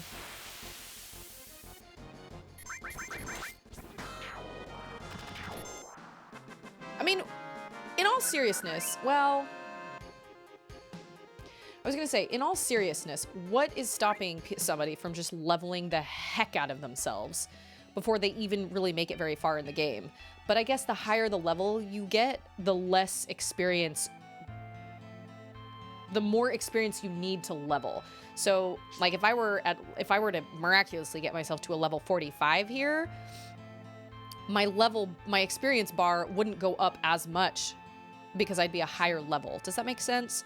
Like, 840 experience points doesn't go as far to somebody who is a higher level than it does for somebody who's a lower level, if that makes sense.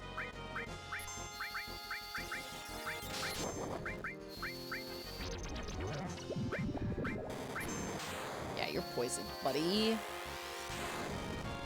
I feel like poison does not come into play a lot when you are in the remake, but maybe I'm wrong. Maybe I'm remembering wrong.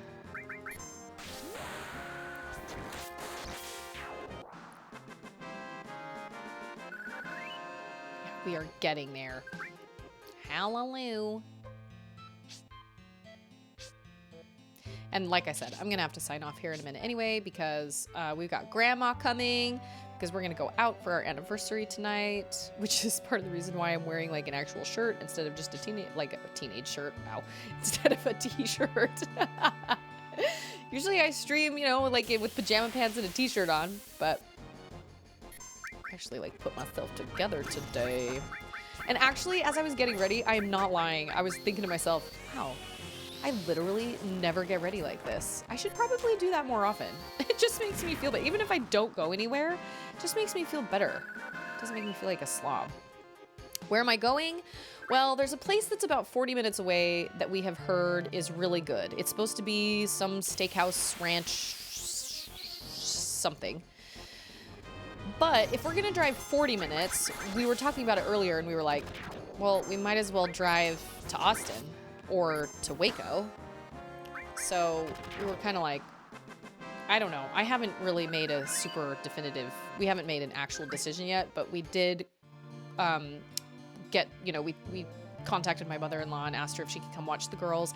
She's coming to watch the girls. We just needed to give her a time because if we were just gonna go somewhere around here, we would have needed her to get here, you know, like 5 or something, but since we're going to drive a little ways, what I really wanted to do was drive down to Austin and go to my favorite restaurant in the whole wide world called Papacitos, which is like super yummy Tex-Mex. But Austin has lots of traffic, and so going into Austin, like inside Austin, it's gonna be really rough. So we could go on the outskirts of Austin, you know, Georgetown, Round Rock, something like that. But I don't know. So we haven't decided if we're gonna go to that new place or if we're just gonna go drive the opposite direction and go toward Waco, which is the same drive as it is to Austin without the traffic, because Waco has a bunch of stuff too. I think Waco got put on the map. It was put on the map because there was some show, some HGTV show that happened in Waco. I can't remember what it was called. The Gaines, the Chip and Joanna Gaines. So everybody loved this show, and they were in Waco, and it totally made Waco like super, super popular. So they have a lot of stuff there. I haven't actually looked at what they have. I do know they have a PF Chang's. And I do love PF Chang's. Ooh, that was good. $12.80. Yeah, see, it's taking me longer to level now that my guys are higher. I'll just do a couple more fights, and then I will be signing off for the day, which means these 2 boss fights. I mean, you guys saw the boss fights earlier. You just saw me get annihilated. Like, almost complete. Yeah, completely. Pretty much.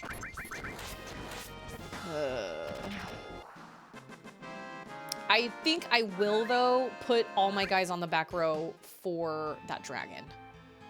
Because the dragon does the, like, he walks forward and, like, grabs you. Although then it makes your... But I guess I use magic for him anyway. Oh yeah, she only has 1 all, doesn't she? And I have to use it.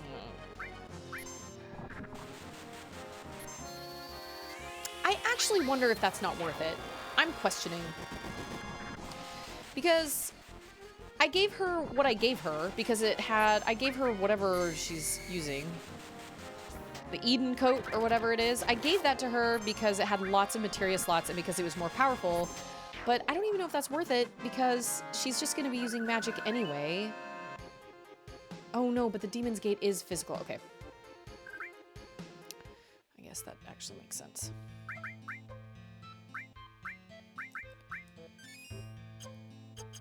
Okay, let's go up. Let's save our game. I find it so funny that the first bag of chips I bought, the first bag of spicy chips, was Spicy Cooler Ranch, which I didn't even know was a thing. And those were the best chips. Totally the best chips. So when I go to the store next, and if I can find them, I'll buy another bag. But wow. Flamin' Hot Cheetos were surprisingly mild. Adding Tabasco definitely helped. But I don't love the taste of Tabasco. Oh, Barrett is so close. Let's do one more fight. He's so close. Not that this won't happen when I tune in next time, or when I go next time, but might as well.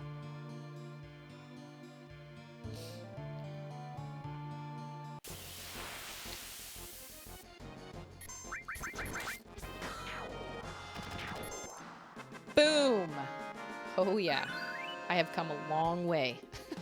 I think I did level my guys up almost 5 levels. Thank goodness for that speeding up, man. This would have taken so much longer. Okay. Look who it is! You did? I'm so glad. You don't sound like we had a good day. I did. Oh, okay. Well, I'm just about to say goodbye to everybody, and then you and I can chat, okay?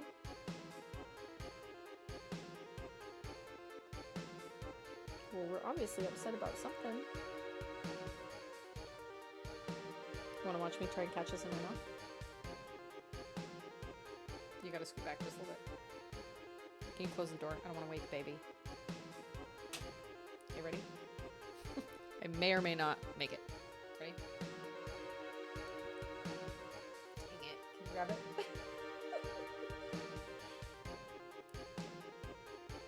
Ready?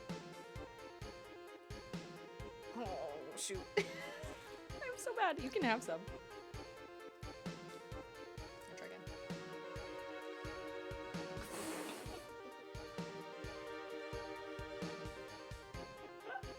That one hit me on the forehead. Here, you take that one. No, no, no, no. I have to throw it. This will be my last Reese's Pieces. Ready? No, it's on. This is for me. Hold on. Just hold on. Okay. I'm upset. I know you are, but give me just a second and we'll talk about it. I'm almost done with my stream and then we'll talk about it. Okay? You throw that one that high. I'm struggling. Apparently, chocolate chips are lighter? Maybe it's the candy coating. I don't know. Oh, I hit my teeth! Dang it. What in my shirt?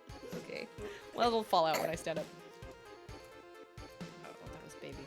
Okay. Oh, it went in my pocket. No, it didn't. It went down my blouse. Somewhere. Nope. Okay.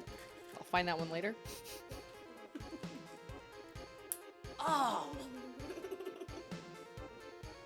In my teeth. Oh, what? My teeth are in the way. Open your mouth. Your mouth's super wide. I will open my mouth for it. Oh my god! Did you hear that one that hit my teeth? Yeah. Okay, you gotta scoot back. Oh. Finally. Wow. Wow. My skills. Bad situation. Oh, thank you all so much for tuning in today. Oh, go for it. Keep bouncing it like that. It's never gonna fly up in the air. Okay, Charlotte, will you give me just a couple seconds? Well, okay, yeah. Okay. Wait, I need to, wow, I just almost like left. I need to save first. Oh, that's where I save. Okay, I'm gonna save and then I'm gonna sign off. I will be back on Sunday night. Oh, and Sunday night, so I posted a clip of a super spooky video that I found on YouTube. I think a couple of you watched it. Actually, speaking of, if you have not already, feel free to please join my Discord. We have a really good time there. It's a great, awesome place. But I think I'm gonna watch it. It's just some little YouTube short. It's like 9 minutes long or something. But my sister and I were talking about it, and I think I'm gonna watch it live Sunday night. I'm kind of scared, but that's okay. But anyway, so I'll be back on Sunday night at 7:30, and hopefully I will actually be able to beat these bosses. That would be stupendous. And I hear my baby coughing, and I'm sad about it. I hope she doesn't wake herself up, like, legitimately, because that would be bad. Anyway, thank you guys so much for being here, and thank you for the gifts and the subscriptions and everything. I really, really appreciate it. I love hanging out with you guys. This is one of the highlights of my week. Scorpio just gave you a gift. Oh yeah, he did that a little while ago. But I love you all. And now I'm just gonna eat Reese's Pieces, like, straight out of the box. But everybody enjoy the rest of your day. Again, thank you for being here, and I will be back on Sunday night. Bye, everybody.